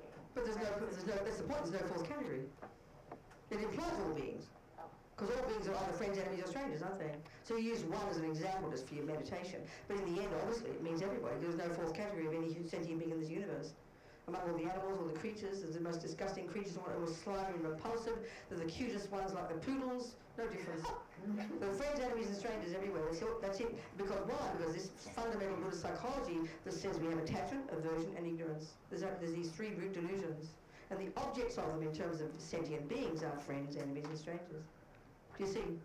You just use examples of one person now, one person for each. And then you start to get some stability in realizing all the enemies in the world, all the strangers in the world, all the friends in the world are equal in the wish to be happy. It's huge. It's a massive point, actually, because the first thing we think of is all the evil monsters and the pedophiles and the psychos and the warmongers. The first thing we think of is, what do you mean they want to be happy? They don't deserve to be happy. We don't want to know about that. See, we don't want to even do with it. It's so bizarre, So it's quite a profound point, really. And it's just the beginning of the different practices that as we grow on the Bodhisattva path. It's quite an advanced point. You see what I'm saying? Are we communicating? Yeah. So love and attachment, just hard work on the one person. Forget other enemies, because we know ourselves, our beloved is usually the one who's the enemy one day and the stranger the next, and we can't stand them, want to kill them one day, and you adore them the next day. So we just full-time working on our own mind. Not loving something just because he's cute to you, and not loving him just because he comes home one time and looks at you with lovey-dovey eyes and gives you a gift, whereas the next day he comes home half drunk and doesn't even bother with you. Then you want to kill him. So just like they're practicing equanimity is huge, isn't it? Something when he was cute yesterday and something today when he's drunk is the same guy who wants to be happy both days, but we don't want to know about that. Because it's all self-centered. Because we're profoundly self-centered. And this is what's hard to hear. Because then we think, we just forget, you mean it's not his, you mean he shouldn't be kind? Of course he should be. But we're not discussing that. We're discussing our own ridiculous projections, every minute changing according to whether or not people are kind to us. It is embarrassing if we think about it. But it's so utterly spontaneous, Isn't it? 1 minute, he's been kind to me, I think he's gorgeous. The next hour, he's mean, I think he's horrible. We're up and down like yo-yos with just one person every day. Forget other people. Isn't it? all because attachment's not getting what it wants. It's really quite embarrassing, but it just shows how deep it is, you know. And we think it's normal in our culture. This is not to say that he is being horrible. He is being horrible. He's a creep. He's mean to me. It's true, it's a fact. But that's not the issue here. So this is why it's quite a profound practice, this one, you know. And that's, okay, now that's advanced level, that's bodhisattva. Let's get back to junior school level, okay? This is a different scenario. Let's say Sajjan is cheating on me. Let's say he is an alcoholic. Let's say he is mean to me. Lots of relationships, look at them. People are mean to each other, look at them, you know. And it's so terrifying because we can't distinguish between our own neediness and attachment and craving and possessiveness and the love we have. And then we get confused when the anger comes and we don't know what to do. We're afraid of upsetting him, or we don't know what to say this. We're utterly confused because we don't know our own minds, you know. Look how mothers are with their children. When there's masses of attachment in the mind of the mother, the child can turn them around their little finger. We know that. Whether you're the mother or the child, we know that. Mothers can be manipulated because their attachment is so enormous. One minute they're all, you know, because the child is doing what the mother wants, she thinks he's gorgeous. Next minute he's not. She's all confused. But there's such a mess in our minds because we can't see the difference between being attached to our child and loving our child. And when there's masses of attachment and fears, then we'll do the most terrible things, thinking we're helping the child. We're not. It's not love at all. It's just being weak. It's just giving into your own attachment, you know. So we've got it in our own minds. It's so clear. And know the difference between attachment. Attachment is self-centered, neurotic, fear-based, needy, possessive, controlling, manipulative, and embellishes. They're all the characteristics of this simple word called attachment.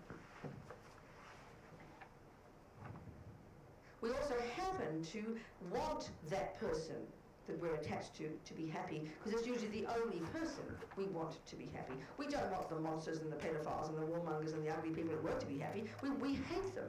We dislike them, which seems bizarre to say, may they be happy, unless we're a special person. And then we just don't care about the strangers. They can all drop dead. So we can see how tunnel vision attachment makes us, you know. So we begin to even see this neediness and attachment, and then how it messes up our love. As unstable. Because one day you're feeling all cute and you don't care that your kid's making a noise, so you let them get away with it. Next day you've got a headache, you scream at them, pretending you're doing it for their sake. That's because you've got attachment. There's no consistency with a poor child, you know. That's what attachment causes. I know as kids, my mother was always compensating because there were dramas in the family and different things happened. She's forever compensating for that because the things were bad and she felt guilty. So you could never trust. You know, it was unstable. Attachment makes your mind unstable. She loved us all, there's no question, but she was always guilty because she should have done this and should have done that. So she'd do things like do my homework for me because she felt guilty. And I was just plain lazy. My father, who in many ways was neurotic and was an alcoholic and other things, I adore both of them, it's okay. She was also overcompensating because of their suffering and their fights with each other, overcompensating for her kids, you know. So she'd do my homework feeling guilty, but I was just being lazy. And my father was very naughty in other ways, had a lot of wisdom. He would say, she has to learn from her own experience. And I'd listen to it and I'd think, what's he mean? I'd try to work it out. He was wise. And even one time she wrote this poem and she used a word I didn't understand. The teacher knew immediately. They asked me what it meant. I didn't know. She's thinking that's not loving me at all. That's not loving me. That's overcompensating because she's feeling guilty and neurotic. That's attachment. We do that with each other all the time. It's not love. And that's when, especially if you're, I like to joke and talk about the world made up of good boys and bad girls, good girls and bad girls. So naughty girls like me, let's say, would shout and yell and kick and scream. And it's pretty evident to see their attachment's not getting what it wants. It's fairly evident. But like one of my sisters was never like that. She was always the pacifier and making things nice and worried. And you can't criticise people who worry. It sounds kind, doesn't it? But it was attachment, huge attachment. Mine was attachment too, but it looked awful. You see what I'm saying? Worry and, well, fix this and, oh, be kind, or don't do this and fix that and be careful about this one. It's all she was trying to make it peaceful because her attachment couldn't stand disruptions. I didn't mind disruptions, you know? You still see what I'm saying? So you can't criticise kindness, but we've all got attachment, and attachment wants what it wants. So in her case, she's frantic to get it all nice and smooth. My attachment was just getting what I wanted, you know? But it's easier to criticise me, harder to criticise the other behaviour. You see what I'm saying? And we don't even see our own attachment. Especially when it comes all mixed with, like, scratching your back. Or I'm such a kind person and I help everybody. Let's say you got your alcoholic brother. You're so kind, trying to help him, but maybe your attachment can't stand it that he's an alcoholic. He's disturbing your peace. You give him all this advice. And then he doesn't take it, you get upset. Because your attachment can't stand it. So attachment is really sneaky. It's a worrier, it's anxious, it's neurotic, it's a meddler, it sticks its nose in other people's business, but masquerading as kindness. So it's very hard to see. Do you see what I'm saying, people? We recognise. So it looks like you're being kind of like indifferent if you don't butt in and try to fix up your alcoholic brother. It's okay. No, that means you have respect, maybe.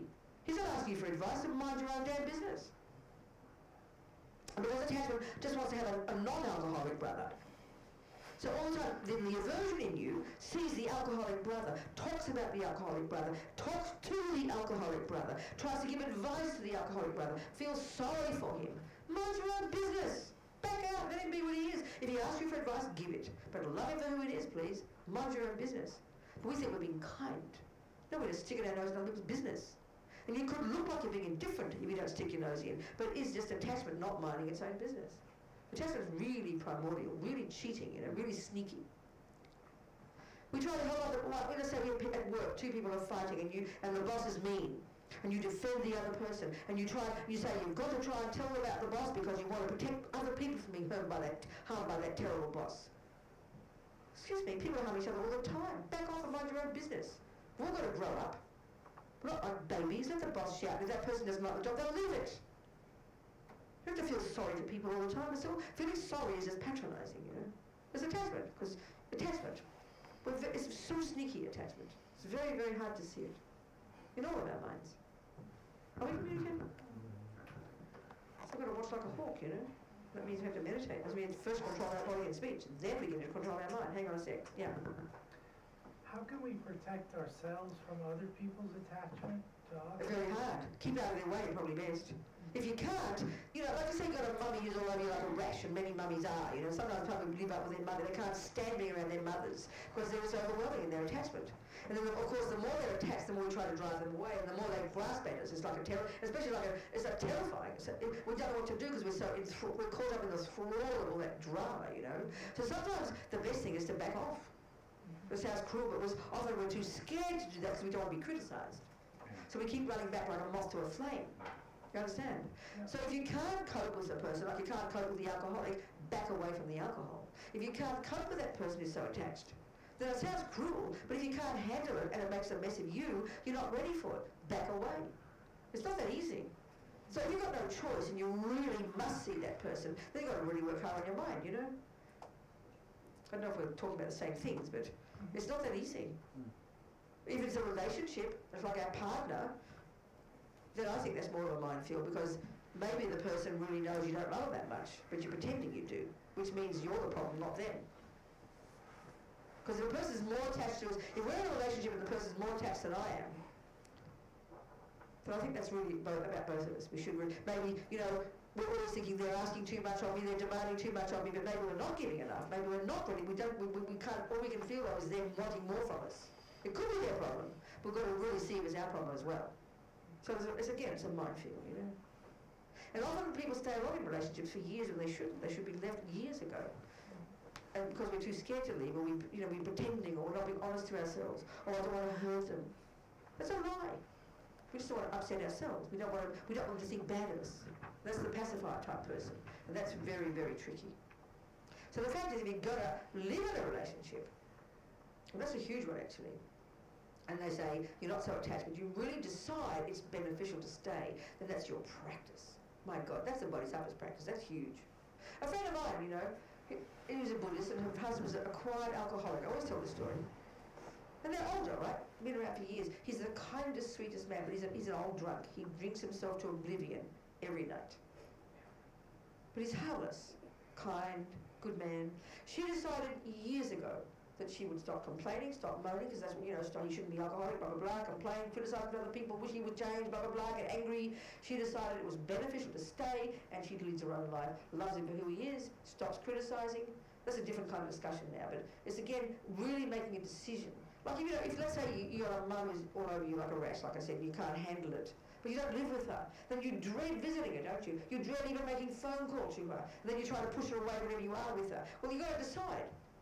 You've got to decide. You can't say to your mother, you know, that you will see her once a week, and that hour, you're going to give her 100% that hour, and you're going to love her for who she is for that hour. And you don't build it up and get resentful. You see her, you're loving and kind to her. Bye, Mum, I'm leaving, sweetheart, see you next week. She'll keep clicking at you. That's her problem, not yours. So it's really hard to do that kind of thing, to be genuinely compassionate, you know. Are we communicating here? All comes down to knowing our own mind and making very wise decisions, you know. Not feeling like a victim, not blaming the other person. It's not easy. It's huge. This is huge stuff, you know. This is growing up. Yes. No, I didn't. Sorry, darling. She had a question. Yeah, go. Robina, when you mentioned, you know, in a family where, like you mentioned your sister, she wants everything. Peacemaker, that's right. Can't stand disruption. Yes, and I understand that as being attachment. Her need is everything nice, that's right. Because attachment wants everything to be nice, yes. Correct. But when you're talking about yourself as being, you know, I got the sense of like, well, you're the one that's out there and you're going to say this and you're going to say that. Kind of, you're What's kind of what? a peacekeeper. So what's the question? So Yeah, I understand. What's the question? That kind of behavior, also attachment. I don't Attachment to get what I want. Attachment, when strong attachment doesn't get what he wants, and a person has volatile energy, they get angry, they point fingers, they shout, they yell, they make a fuss. That's completely based on attachment. Because I don't get what I want, I'll scream at my sister. Julie will just make peace, I'll scream. So mine's based on attachment, and hers is based on attachment, but hers looks good. It's sneakier. That's what I'm saying. It's double trouble. I'm attached to getting what I want, but mine, and if I don't get it, I get angry. So at least, but I harm others. She at least doesn't harm others, but it looks like it's all kindness, where mine is motivated by attachment, so is hers. So even our kindness now is motivated by attachment, and that's harder to see. Wow. Much sneakier, very tricky. And that's why we all love to point out the naughty person, they're the bad one, you know. Oh, I'm the good girl. I knew good girls, I could see them coming, you know. Oh, don't give me a good girl. I want to murder them. Do you understand? So I have to learn to be humble and stop blaming other people, stop being a victim, they're all blaming me, not fair, poor me, you know, I'm alone, nobody understands me. It's pathetic to talk like that. Shut up and grow up, Robina, and control your mouth, you know. Do you understand? Because angry people who get blamed by others love to feel sorry for themselves. Oh, I'm so different from others and no one believes me and no one trusts me. I'm so direct, you know. It's just so pity crap, you know. Shut up and change. Back up and control my mouth, you know. Do you understand? Yes, I do. Okay. I guess it was hard for me to see. No, I understand, but you see my point. Anger is a response when attachment doesn't get what it wants. Correct. But attachment, she didn't have anger. But she has aversion. Now, this is very interesting. Aversion, you see, is a subtler state of mind that's in the mind that is the basis of what we call anger. Aversion is what occurs the second attachment doesn't get what it wants. So in my sister's case, I'm not being personal, just anybody's case, really kind. I mean, you know, it's not right. We're both kind, but we have different personalities. So the moment her attachment didn't get what it wants, which means that suddenly Daddy came, you know, that one time she found something she wrote when she was 13 or 15 or something, because Daddy was a bit of an old drunk. Oh, I love my father. This is public, isn't it? I always talk about my father anyway. My darling father. I adore my father. But we joked one time, the sister of mine and me, because she found something she'd read. Well, Daddy comes home at 9 o'clock and Mummy's in the kitchen, Robina's over there. I'm going to make sure I put Daddy over there because he doesn't make it. Then Mummy might know she's there, so there won't be a fight. Therefore, and that's called kindness. Well, it's called worry. You know, it's called worry, anxiety, and it looks like kindness, but it's her panic attack of attachment, freaking out to control everything to make it all nice, because her attachment can't stand anything going wrong. Can you hear this? Yeah. This is really sneaky, you know. Wanting to fix anything. The reason is attachment doesn't get what it wants. So her version was frantic, but it turned out into making it all nice. My version was frantic, but it turned out to punching people. Hers is more subtle, that's all. Can you hear? You've got to understand that attachment is a craving to get what I want. Aversion is the response when it doesn't get it. And then, according to our personality, we respond in different ways to that situation. And a person who has that kind of aversion that then tries to make it all nice, they're the ones, I'm not talking about her, this person, but in general, that can turn into depression and panic attacks. I never had a panic attack. Well, anger's a panic attack, frankly. Look at it.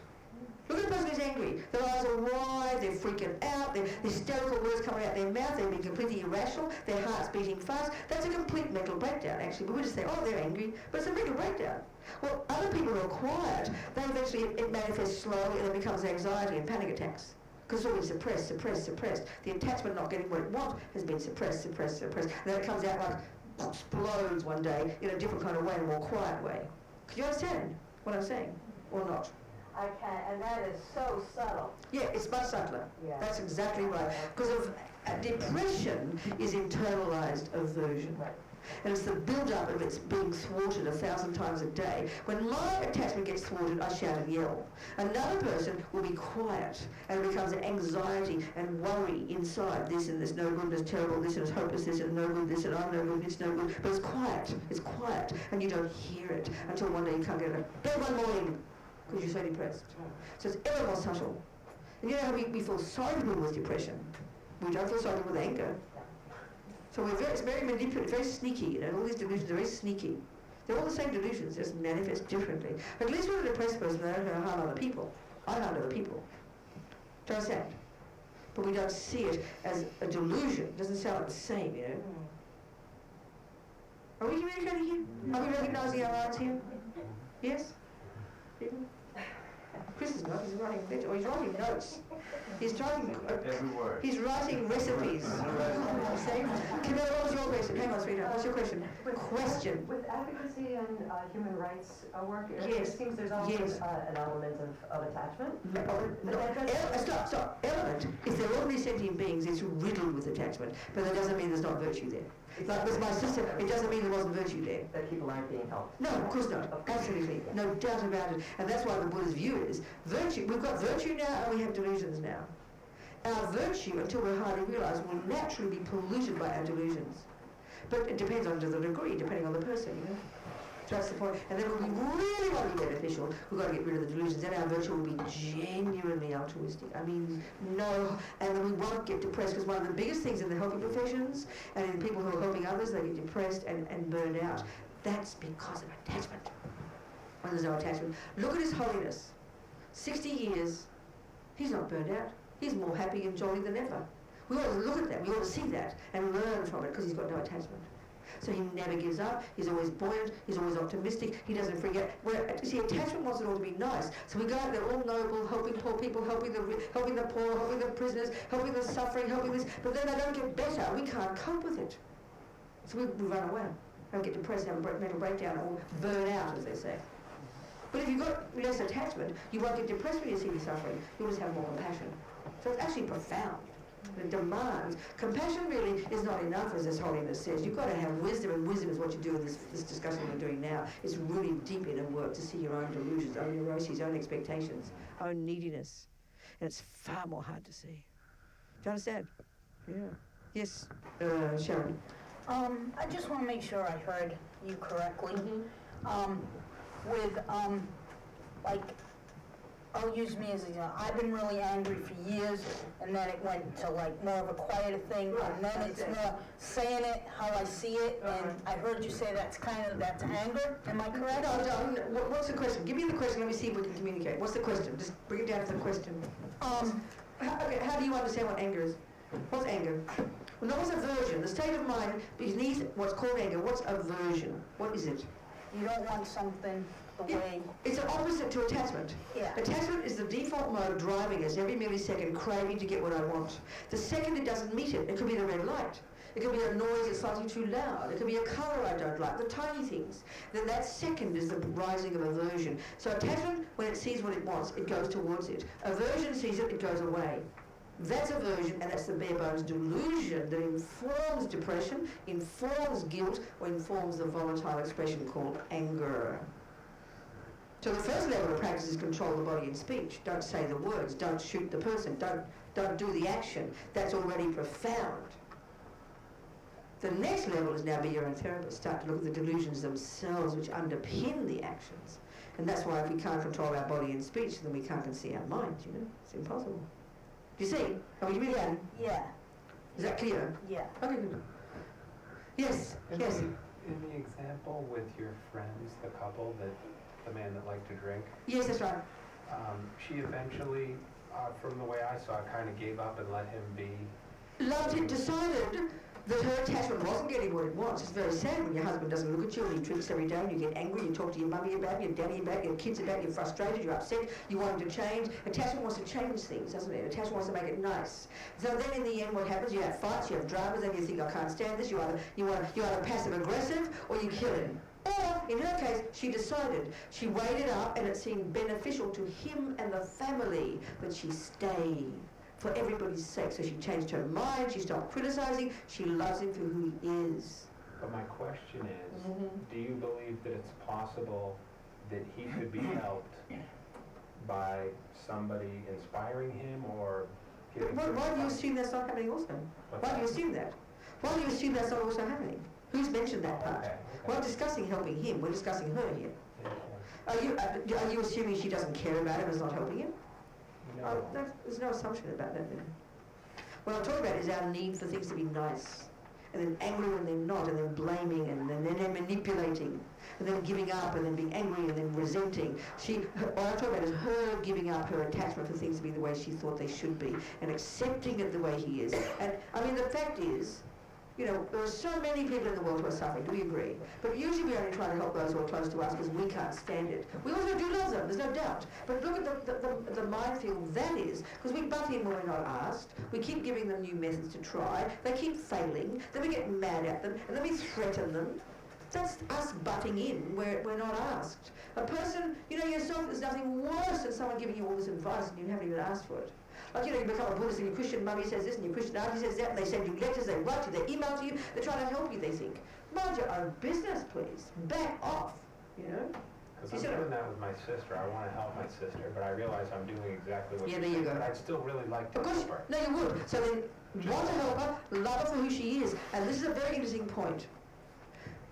The alcoholic brother, that's just one aspect of him, isn't it? The things that you know about him and love since you've known him, or your sister, they're still there. She's got her good qualities. But because we have aversion to that part of her looms large. So then we become obsessed with trying to help her. Well, just treat her respectfully. Talk to the better part of your sister. Ignore the ugly part. Ignore the victim, the whatever. Speak respectfully to her. Speak to the better part. See that part. Don't ever talk about her behind her back, and you will start to see her differently. And then she will get very different messages from you, and she might even ask you for advice. We don't, because the delusions see a certain thing. So now with my friend, she sees her husband, but she doesn't even notice the alcoholic part. She sees him for who he is. And of course she's sad because he's destroying himself. But if a person doesn't ask advice and is not open to it, it's just our own obsessiveness, our own neediness that we want to make them different, calling it being kind. It's very, very, very manipulative.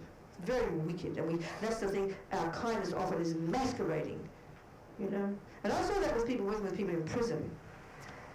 You know, moves people very strongly when we're helping people in prison. It moves people. Oh, I'd love to be a volunteer. The number of people who became volunteers, full of all this nobility, want to help all these prisoners, within a month they just disappear.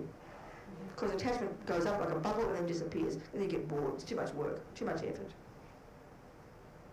Attachment's all needy and kind of, you know, and then it stops getting what it wants, and actually being kind and helping people is just drudge.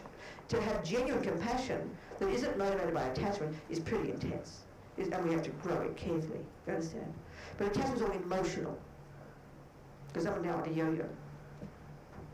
It's obsessive, and it only sees what we want to see, doesn't see the big picture. I mean, the thing is too, it sounds cruel again, but you know, we have our families, we have our friends, we have our beloveds, and then something terrible happens and one of your kids gets, say, killed by a drunk driver. Then suddenly you start, you know, foundations for drunk drivers, and because you want to help everybody stop this happening again. Well, excuse me, how come you want to do it only for your own child? How come you didn't do it 10 years ago? We don't care until it happens to us. This sounds cruel, but it's true. We become fanatic and obsessive, like as if we're so noble, but we couldn't have cared less the day before. The kid next door had his daughter destroyed by a drunk driver. You didn't care, really, not much. Only when it happens to us. That's what attachment, that's the distortion of attachment. He gets all overexcited and looks like noble and holy. It's just obsessiveness. And it's tunnel vision, and it's self-centered. But it assumes such high realizations, but we've got to head to, we've got to at least see the mistake and then go towards where we want to go, which is, Rachel's question. We've got to look at the big picture. This is massive stuff we're talking here. Do you understand? It's not easy. Yeah. I'm looking at this is external other people, but doing this to yourself, where you see yourself one day as a friend, an enemy, and a stranger. One day you're the worst person, one day you're lovely because you did something good, and the other day you're... That's right, we do that. As a attachment graph, like a yo-yo, isn't it? Yeah. Yeah, and so do you simply meditate almost friend, enemy, stranger? No, but you can extrapolate and do that, but that's not the way this is taught. Yeah. This is a very specific technique in the Bodhisattva path, which has got nothing to do with you. But you can clearly see how you could analyse it like that if you want, but that's not how it's taught. But of course you could, if you think about it. One day you think, you're patting yourself on the back, oh, I'm so special. Well, that's arrogance. You're attached to it. The next thing you think you're a creep. And the next minute you're bored. It's true, you can see the three. In other words, you're seeing attachment, aversion, and ignorance. And that, of course, we are the object of those three. So if you understand the meaning of equanimity, you can apply it to yourself. But don't use those same words, You understand? But see it, how our mind's so unstable. It's true. It's so true. Because these are the three main delusions. Equanimity is a particular way in relation to sentient beings. You can see it in relation to cake and food and events, One event looks boring, one event looks delicious, and one looks ugly, according to your mind. So the same principle applies. Or ourself indeed, as you said. It's true. Yeah, what else? Somebody? Yes. So if I understand, the attachment and aversion, they're opposites, right? So yes, that's right, exactly. To transcend, you would create emptiness, right? When you've eventually realised emptiness and begun even more advanced than that, then these go absolutely... But well before that, you've even got renunciation. If we look at the different stages of the path, as we know, the land we're in, this earlier stage, I like to call junior school, is all about controlling your body and speech. If you're an alcoholic, back away from the alcohol. If you're into too many girls, back away from the girls. If you stuff too much cake in your mouth, control yourself. It's really intense discipline, it's discipline. For your sake, so you can begin to have some kind of stable behaviour and don't make a mess of your own life or harm other people. Now you say you're qualified to go to high school, or the second scope, where you now get to the root of the problem, which is the mind, the delusions, the neuroses. And that's where the really hard work starts, based on understanding Buddha's model of the mind. What is a delusion? What is a virtue? What is this? What is that? And so navigating this minefield, distinguishing these different thoughts in your own mind, catching them before they vomit out the mouth or before whatever, And that's really intense work. That's what we're talking about here. So from this you get renunciation. And already, even if you're relatively progressed in this practice, you can be very stable in your life. And you can be having incredible problems. Your wife might have left you and you're devastated. But when the strangers at work who don't know about your life, they wouldn't see the difference in you. Right now we wear our hearts on our sleeve, don't we? Yeah. We're like babies. We show our emotions. We're naked because we can't hold it, and we vomit it all out. Everyone can see if we're depressed or unhappy, because it's just we have no control. But this doesn't mean you're hiding it. It means you're disciplined. You've got renunciation. You've got some strong understanding of your own mind. You're very stable in your mind. You're stable in your behaviour, but you're dealing with this intense problem really well. That's renunciation already, before you even get to emptiness. But already you're applying emptiness, applying bodhicitta to the mix. But even renunciation would be very stable in our behaviour, in our daily life, What worries me, I guess, personally, is ultimately, what is the purpose of your will then? I mean, it seems like the next step that goes to... What do you mean the purpose of your will? Individual will. So would you say a little bit more about that? Just what will to power, will to anything. I mean, if we don't, as a sentient being, if we don't have a will, there's really no point in being. Will means intention to do something. Is that what you mean by will? Yeah. I will do this, I will do that. Why would that go? We're discussing exercising it here. And we're exercising it to practice virtue and morality and not harm others. That's the exercise of your will every single second. That's what you're training. You're becoming immensely disciplined. That's what renunciation is. But in the big picture, eventually you'd read, let's say you did that, right? Through eons, you'd become, a bodhisattva or a Buddha. Yes. You'd be empty. No, you'd have effortless discipline. You'd have effortless intention. You'd be perfected in every single quality. But you'd have, if you're functioning as a human, but as a Buddha, as in a human body, you'd have effortless intention, effortless discipline, effortless will, effortless compassion, effortless wisdom. Everything would be geared towards virtue and wisdom. There'd be no delusions left. Will doesn't go. That would be nihilistic. Yeah, that's what I was... No way. Oh, no way. Let's jump in the baby out of the bathwater. all these positive states of mind like intention and concentration, they'd be perfected. You use them effortlessly to only, you've done the work, so you don't, it's like you're a perfect Federer, you're a perfect Bach, you know, you now can just do it in your sleep. That's effortless, it's there, it's spontaneous. It hasn't gone. It's just become perfected. Can you see what I'm saying?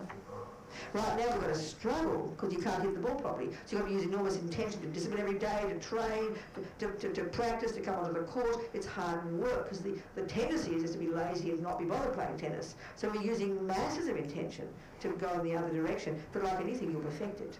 When it's perfected, it's effortless. When you've got single point of concentration, you have absolute effortless control over intention, attention, virtue, compassion, mindfulness, concentration. They're effortless. You're able to effortlessly do it. But they're perfected. Not yet, but they can be eventually. It never disappears, no way. This is part of the state of mind that makes you function as a person. Right. You couldn't lose them. Do you understand? Mm-hmm. Yes. You know what our big picture is? Big picture is this one of perfection. This word sangye in Buddhism, in Tibetan, sang implies the eradication of all the neuroses from your mind, utterly and completely, and gye implies the full development of all the good qualities. That's the meaning of the word Buddha. So in essence, we all have the same great big intention, so my big picture is different from Camilo's or... No, this is the big picture that Buddha says we can all become. He says that's the natural potential of every single sentient being. So a person who's following the Buddhist view, whether you're a carpenter or a millionaire or a male or a female, that doesn't matter. They're the relative realities. The final one is we're beginning to rid the mind of rubbish and perfect the goodness. That's the common one we've all got the potential to do. But you might do it as a mother or a father or a carpenter or a rich person or a pauper. That doesn't matter. That's just incidental. So I wake up each day and start over again, okay, just to continue... Well, you have your techniques. Okay. And you just keep practicing, like anything, like tennis, like music, like mathematics. You get more and more techniques, you know them more and more, you keep practicing, you observe your progress, and you keep moving until eventually you achieve the goal. I mean, don't hold your breath. Buddha's talking about a few lifetimes here. You understand? One step at a time. Mm. Yes? You said we all want to be happy. And it seems to me that we're getting happy only when we get what we want. That's the way we are now, yes, based on attachment. We're neurotic, yes. That's right, exactly. That's exactly right. So my question is, Yes. the true happiness that we're really craving is the happiness that we, beyond attachments, that's the real happiness Okay, we the want? Buddhist interpretation of happiness, it's actually a characteristic of a virtuous state of mind.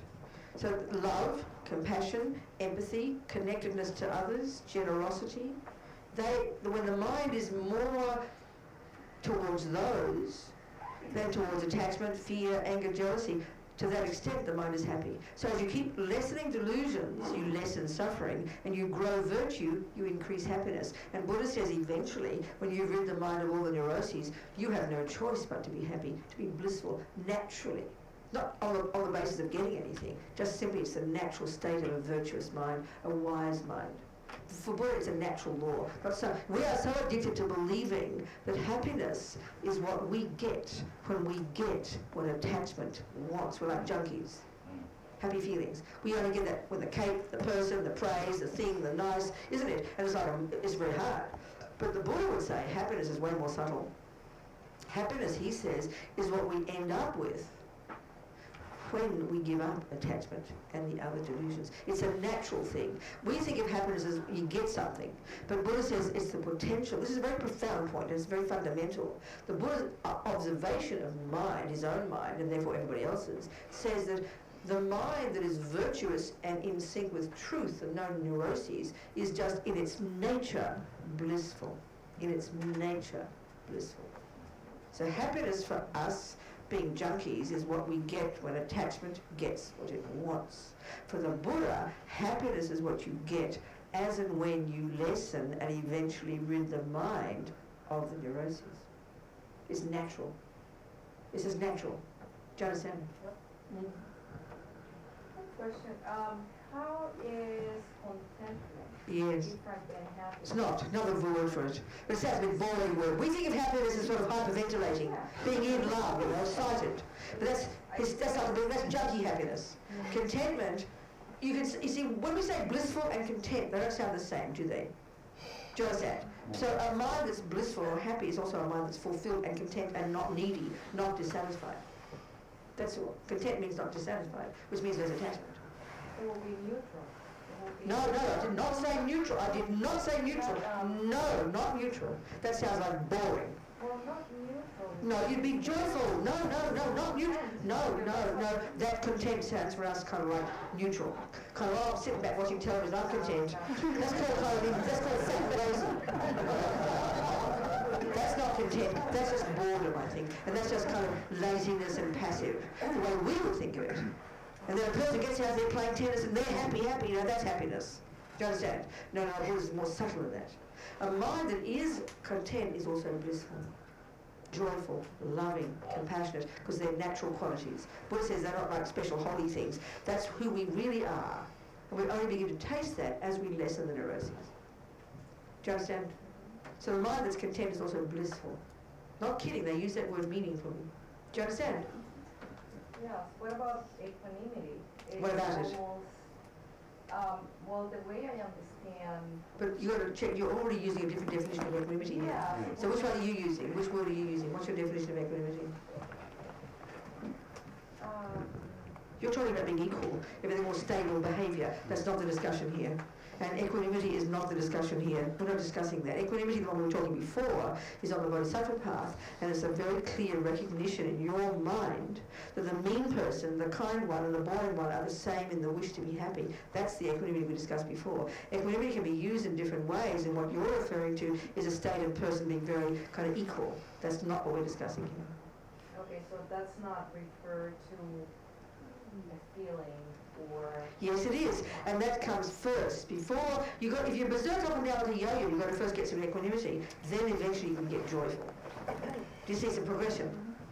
At least be equal. Don't vomit out and don't, hate somebody. At least be equanimity, and this is a step in the right direction. You've got to go way more than that. Do you understand? Do you see? What else, people? Yes, Rita. So,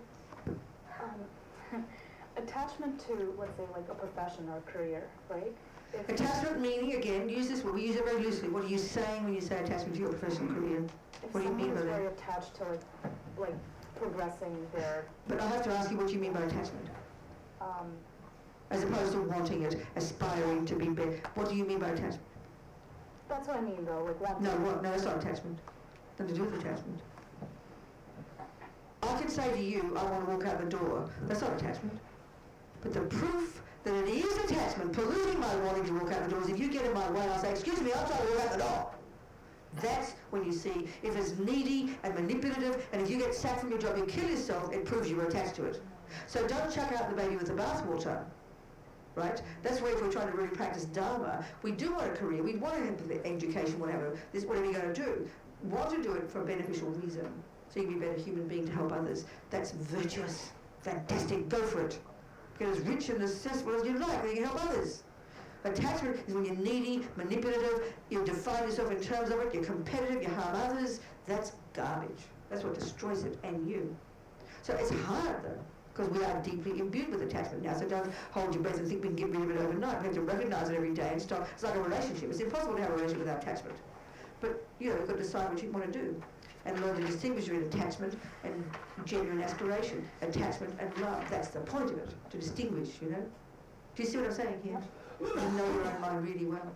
And the opposite to attachment in terms of a career and have finding a wife and husband and kids and money and a house, it's very hard not to make an attachment, because that's the way it is. So it's really difficult not. But the aim is to keep thinking, why am I doing this? So I can develop myself, so I can become a better human being, so I can help others. That will gradually become your motivation for doing it. And that makes it virtuous. That makes it virtuous. We're going to practice it every day. Do you see what I'm saying? Yeah. Then you wouldn't be competitive. You won't harm others. You won't lie. You won't steal. You won't be mean in your career. If it was mainly attachment, you'd be ruthless. Or kill yourself when things go wrong. Do you see what I'm saying? Yeah. That's up to us. Yeah. What else, people? 9:45, 10:50? Any more questions? Where? Yes. I think the answer is yes, but is an ostensibly virtuous act, like saving your child from a tsunami, Yes, or sending your girlfriend roses that's for right. Valentine's Sure, Day. that's right, yes. That's essentially not virtuous in terms of, I mean, you forget whether or not your mind is in turmoil, in terms of future lives. That is negative karma. Okay, this is where it gets incredibly kind of difficult, you know, because but look at our ordinary lives. So it's the same as if you're attached to your job more than wanting to do it for the sake of others, then when it goes wrong, you'll freak out. That's the proof it was attachment mostly. So if your girlfriend says I don't like roses and you get depressed, that proves the main one was attachment. So the proof of the pudding that it's mainly attachment is when we get upset when it goes wrong. That's why it's good when things go wrong so we can check our progress. Really and truly. So, you know, you save your kid from the tsunami, and then a stranger started getting in your way, and you kick the stranger out of the way, get out, trying to save my baby, and then that's a problem, you know, because that's just fierce attachment. It's clear. So we've got to know our minds well. It's natural, it's attachment, but that's where we've got to grow the other part. And it's hard to see because there's such subtle stuff inside and they're so mixed together. And that's why we analyse what a virtuous action is. Analyse, really clearly break it down to the component parts. Let's say a complete action, what they call a complete action, which is one that if you sow that seed in your mind, it will eventually ripen as type of rebirth, as opposed to just a tendency to keep doing it. That's a complete action. So a complete action of generosity. One, there's your girlfriend, the object. Two is now the part where your mind plays a role. And there's three bits there, roughly speaking. First is the recognition that it's your girlfriend you're going to give roses to. The second part is the intention, I will give roses to my girlfriend. The third one is the point. Now that's where we don't even see it. Of course it's rampant attachment. You're dying to be seen as a good person. You're dying to see that you do care about her. You're dying for her to love you right back. So that really is the one that just runs most people's motivations, you know. So the motivation there is completely attachment. You're frantic, you're thinking about it, she's going to see these roses, she'll remember me, isn't it fantastic? She knows I'm so divine, she knows I love her more than anybody, and you're frantic, she'll love you and she'll make sure you understand this is running overtime in our heads. The main one is attachment. You'll still want to be kind to her. You're not going to punch her in the nose. Then the third is you do the action, you offer the roses, and then there's your little needy mind looking at her to see if she likes roses. And the fourth is she gets the roses, and then she says, thank you very much. That's a typical complete action. We're doing thousands of these a day, but we don't notice that the main motivation for most of the things we do is attachment, and this is where they talk about in the 8 worldly dharmas in the Bodhisattva path, this really subtle level of attachment, when it's all this frantic neediness to be approved of, to be seen as a good person, which is why when she rejects your roses, you practically want to kill yourself.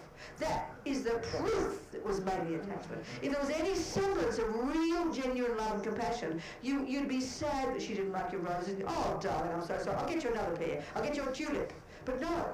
Look how we are when the person doesn't like our action. That proves it's attachment.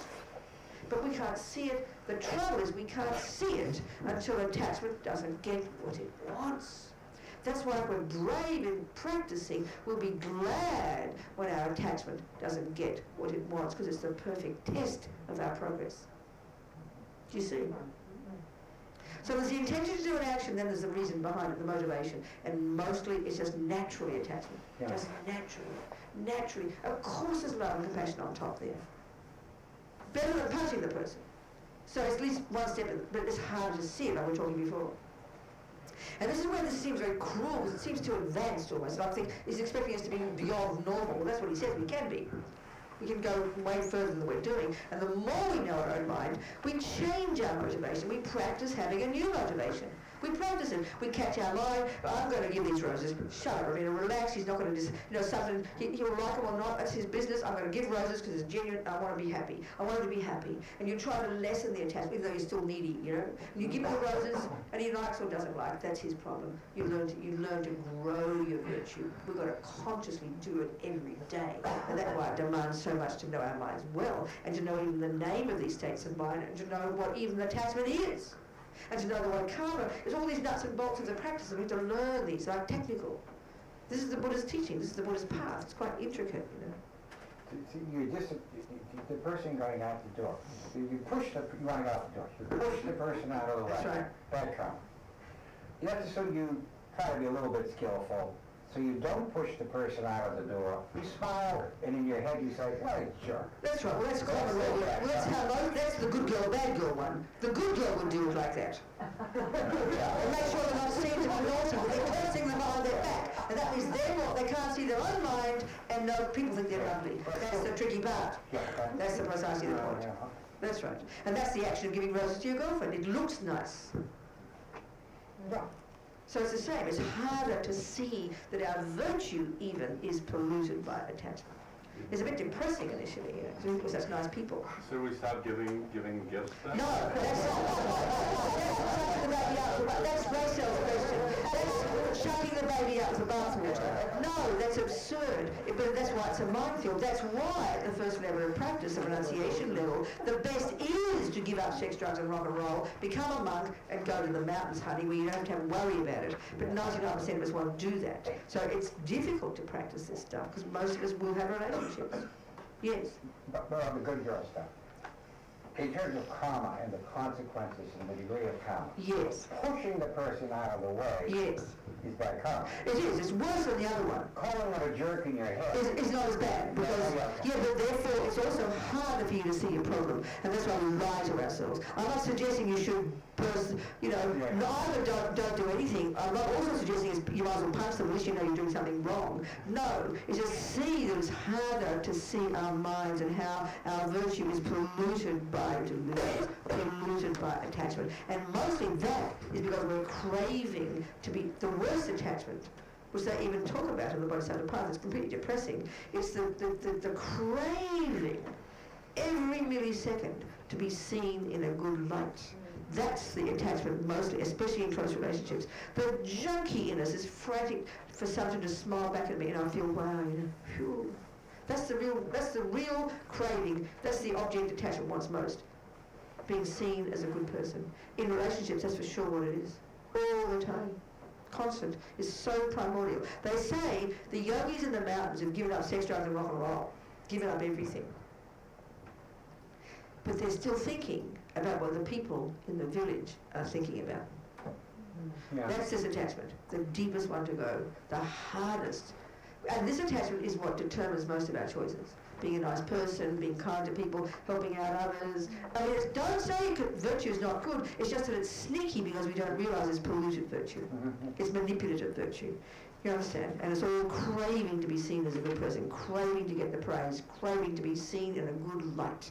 That means also it'll prevent us from having authenticity, it'll prevent us from being courageous, it'll prevent us from standing up and doing something that's difficult because we're too scared to be seen as a bad person. So it ends up becoming completely inauthentic. And then we go nuts, Because since we're born, we've internalised what mummy expects, what daddy expects, what God expects, what the church says, what they say, what he says, what auntie says, what the government says, what police say. We've programmed ourselves with all these things frantically every minute of our life trying to live up to those fantasy expectations so we'll be seen as a good person. So we don't even know who we are in the end. We're completely confused, We go nuts. Do you understand? It's like a nightmare. This is really subtle attachment. Do you understand? Yes, Camilla. Time to go home. No, yes, we don't. Can you say a word about what the teaching the next 2 days will be? I have absolutely no idea. Look at the poster. I don't know what's here. What's it say? What's it say? Is Sean here? No. Oh, all these abstract Buddhist terms. Oh, they sound so boring, don't they?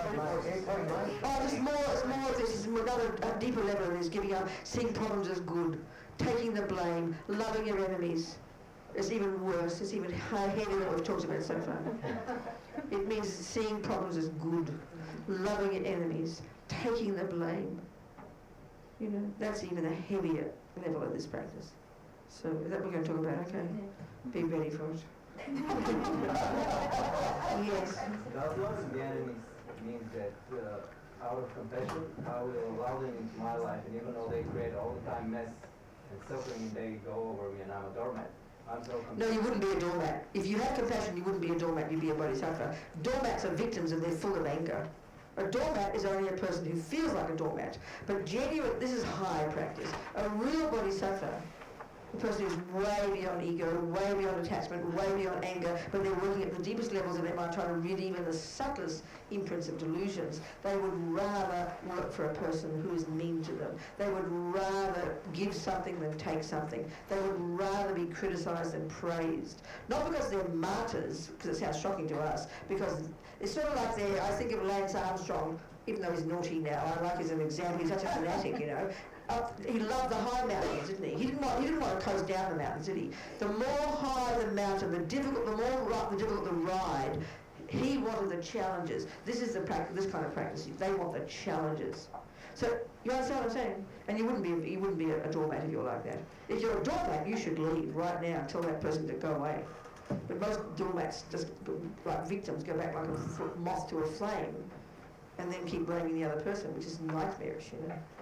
No, do you understand? So it's a really advanced level of practice. We've got to be conscious of what we're capable of, you know. Because that's again, the good girl one is the victim as well. Oh, I'm so kind, I help everybody else. And they're the one who does become a doormat, and they get abused by others, and they wonder why, because they're so kind, because their attachment is just dripping in craving to be seen as a nice person. So it's very hard to see the difference. Do you understand what I'm saying? The person who's a victim in a relationship should say, okay, I'm leaving, mate. Bye!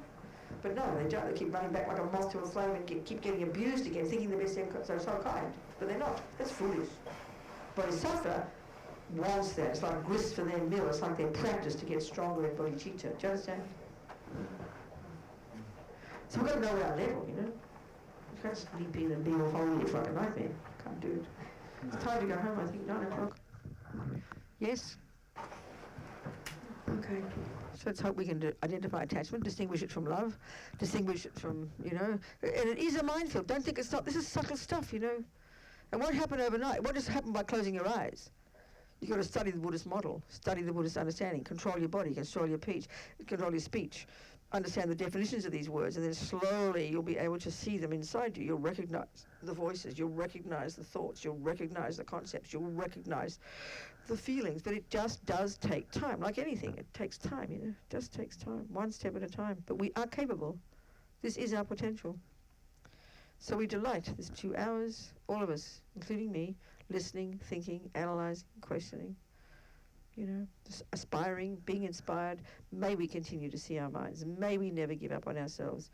May we, you know, develop our marvellous potential. May all these seeds we've planted, these 2 hours, because every thought we've had has sown seeds. Nothing goes astray. May they ripen as my marvellous Buddhahood, no matter how long it takes, for my sake and the sake of suffering sentient beings.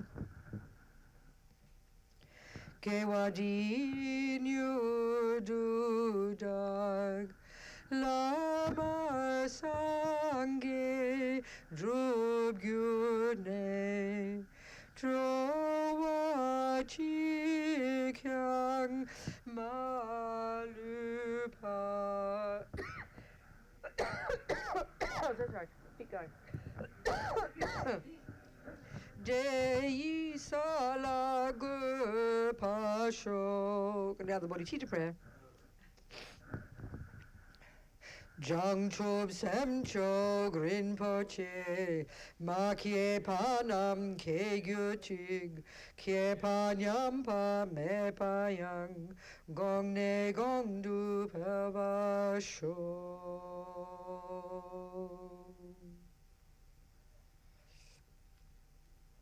Okay, so even heavier tomorrow.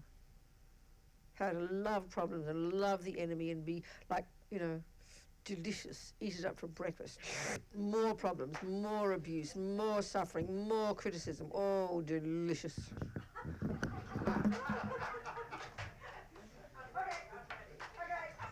Bye. Thank you, Robina.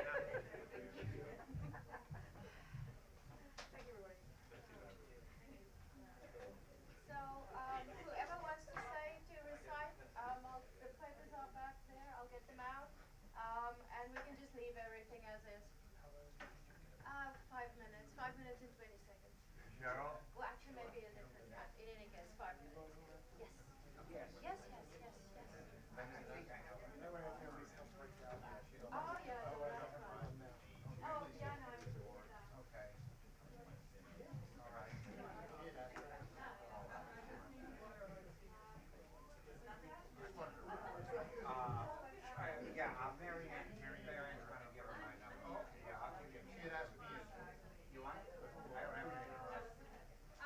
Mm.